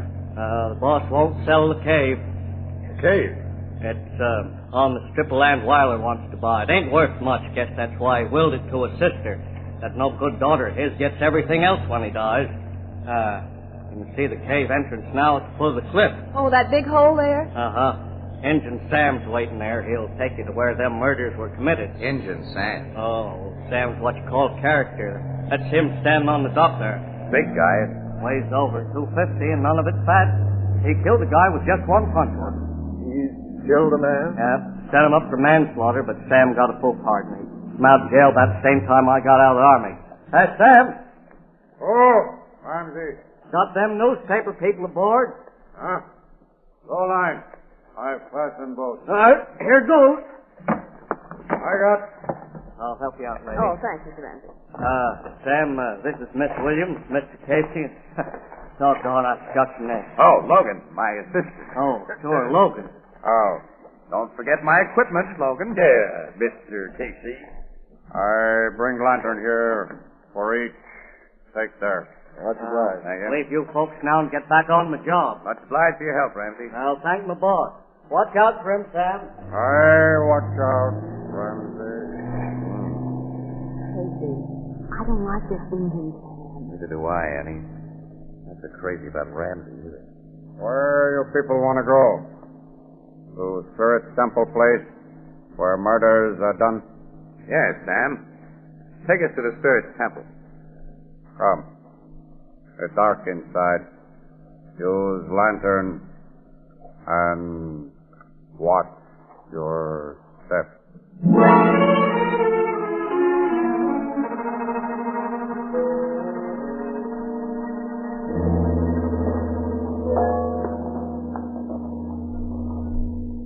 When do we get to the Spirit's Temple, Sam? Oh, now. Hey, how big is this cave? You've been walking a long time. Half mile. And most uninteresting, just a dark, dreary tunnel. Yeah, certainly no tourist attraction. Cave made by spirits. Ever run into one of those spirits? I hear and see many things in caves that make me afraid. I not go alone to Spirit Temple anymore. When did you see and hear those things? After I come back here from prison. Have you told the police about it? I tell Sheriff Fargo. He say I crazy. I go ahead now. Cave gets very narrow here. You follow. Hey, how did that guy strike you, Casey? You think he's nuts or putting on an act? I don't think he's nuts, Logan. He makes a swell suspect for all three of those murders. Apparently the county sheriff doesn't think so. Sheriffs are sometimes better politicians than they are policemen. Said a mouthful there. I'll say. Hey, the cave has gotten narrow. Yeah, there's only a passage here. Winds around like a corkscrew. Watch that back there. Shine lights on floor. You go downward now. We're watching, Sam. Careful. Yeah, I'm in here. It is deep.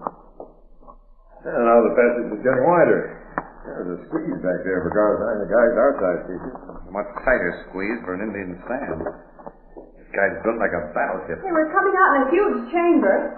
Hey, ceiling must be 100 feet up. Here is Spirit Temple where men die. Yeah. Show us where those dead men are found. Come. Man killed by pirate sword died here. Oh, the rocks are stained with blood, Casey. Yeah.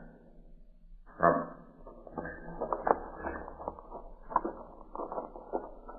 Man who is drowned lie here. That guy who drowned that man outside the cave and then carried him all the way in here must be a big, strong guy, Sam. Extra big and strong. That's what Sheriff Fargo say. But I say, man drowned here in Spirit Temple. There's no water here to drown a man in. Spirits bring water. Spirits drown that man. I'll believe that after I see his spirit at work. I'm beginning to wonder what kind of a law officer this Fargo is. Hey, good sheriff. A good little man. He, my friend. He's obviously your friend. What you say? Logan didn't mean anything, Sam. That's just his way. Hey, show us where the third dead guy was found, will you? The one who was shot with the old-time pistol. He was on other side. Behind Temple also. Logan, you got to take it easy. Can't make cracks about this sheriff. Oh, I got sore. Why hasn't he put that big guy through the work? Smells like out-and-out protection to me. Me too. Well, okay, but Sam's watching us. Come on, break up this huddle. Did you call that big rock formation the Temple Altar, Sam? Is that it? That is what they call. Yeah, looks like a giant-sized altar. Yeah, and the rocks around it look like giants praying. It's spooky. Here is where a man found with bullet in... Mr. Casey, Mr. Logan. What? Look there. Oh, a man. An arrow through his throat. Logan, went clear through. Look at the head of it sticking out. Flint arrow hit. His old Indian arrow. Very old. You know this dead man, Sam? Yes. Sheriff Fargo.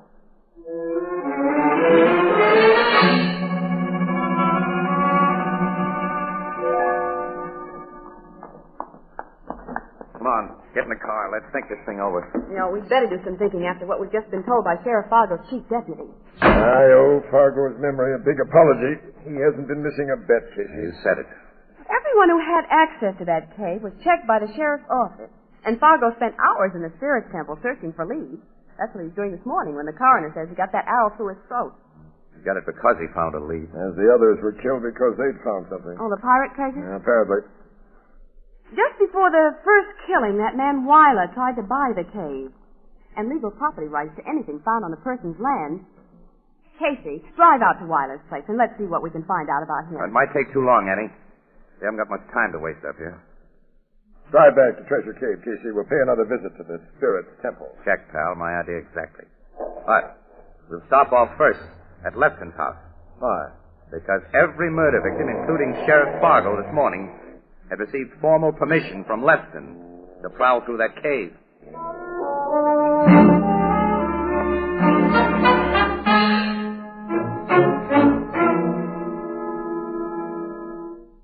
Yes, you gentlemen and Miss Williams may go again to the cave. Thank you, Mr. Lefton.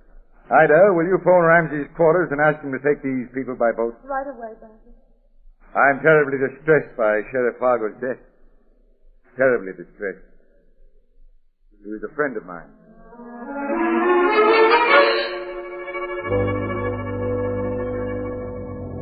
I can't get over what happened to Sheriff Fargo, Mr. Casey. He was a friend of mine. Only this morning I took him to the cave in this very boat. So I'm taking you folks now. Did you take all the other murder victims to Treasure Cave, Ramsey? In this boat? Yep, all of them. Then turned them over to Injun Sam.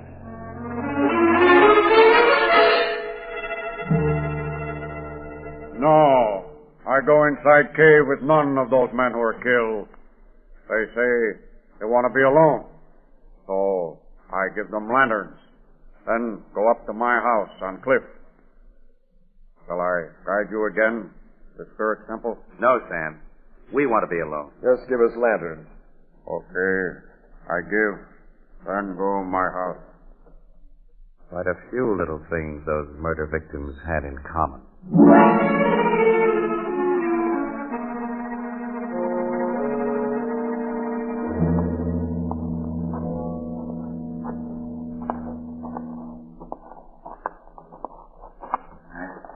Here's a group of rocks we'll concentrate on, Logan. They're set close together. Yeah. Only a small man could wedge himself between any of these big stones. Sheriff Fargo, like the other murder victims, was a skinny little guy. Another thing they had in common, Casey. Yeah, there's so many rocks around here, so many possible passages. Now shine your lantern into each crevice as we're doing it for you. Yeah, try to spot a place that a little guy might squeeze through. Or a little woman. Huh? Don't move, any of you. Ida! Miss Lefton. You're armed with a very modern weapon this time, Miss Lefton. Yes. A bow and arrow or an ancient pistol can be effective against a single man. But when you left my brother's house, I sensed that I might have to kill all three of you. You reach your private passage through your brother's house? I enter it from a point near the house. No one knows the spot but me. I'm sorry. I must kill you now. Well, spoil the game you've been playing if you bump us off with anything so unfanciful as that rifle, Miss Lefton. I haven't been playing any games. I've been protecting my personal interests. I discovered this passage while Injun Sam was in prison. And since there are superstitions about this cave, I killed the men who discovered my secret in an unusual way. Your secret is the pirate treasure. No, Miss Williams. This passage leads to another cave that extends for endless miles with ceiling of crystal-like gypsum and pillars of white onyx, a fairyland of beauty. People will pay to see it, pay millions, pay me, because I inherit the cave. Why did you have to keep it a secret? Because of Basil's worthless daughter. She'd get it if Basil knew the cave was of any value. He'd change his will. You see now why I protected myself in the only way I could, by killing those who threatened the security I've earned. I'll kill everyone who threatens. Oh! I got her, Logan. You got her. I got her. Oh! You got so interested in what you were saying, you came too close to us. Yeah. Here, where you pull the gun. When a woman starts to talk, you just gotta stop her.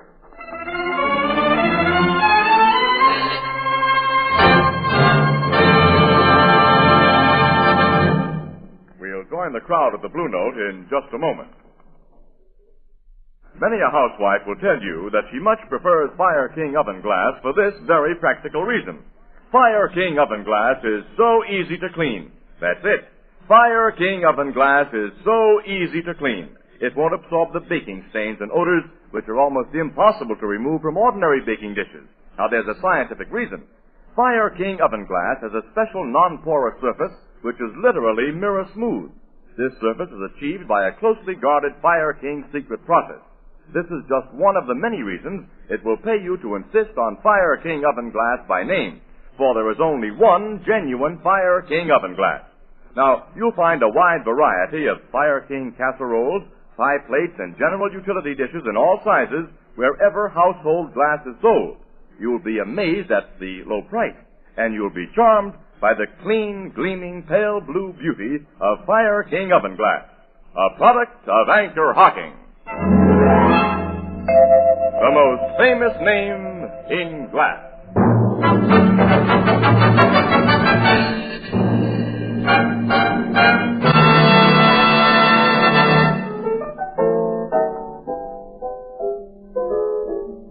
The case was busted in less than 24 hours. How much, William? In less than 8 hours, Ethelbert.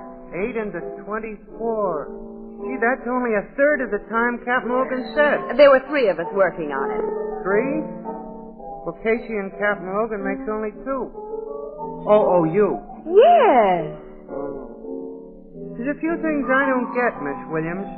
How did the guy get drowned in that spirit's temple half a mile from water? Well, it doesn't require an ocean to drown a man, Ethelbert. A small pail of water will do the job if you first hit him on the head with a rock and then dunk his face.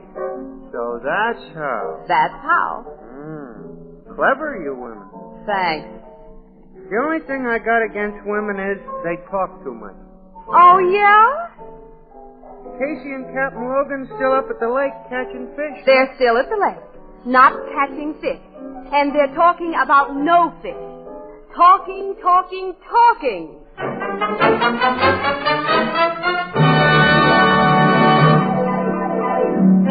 Crime Photographer, starring Stotts Cotsworth as Casey, is brought to you each Thursday by the Anchor Hocking Glass Corporation, makers of Fire King oven glass, Anchor glass containers, Anchor caps and closures, all products of Anchor Hocking, the most famous name in glass.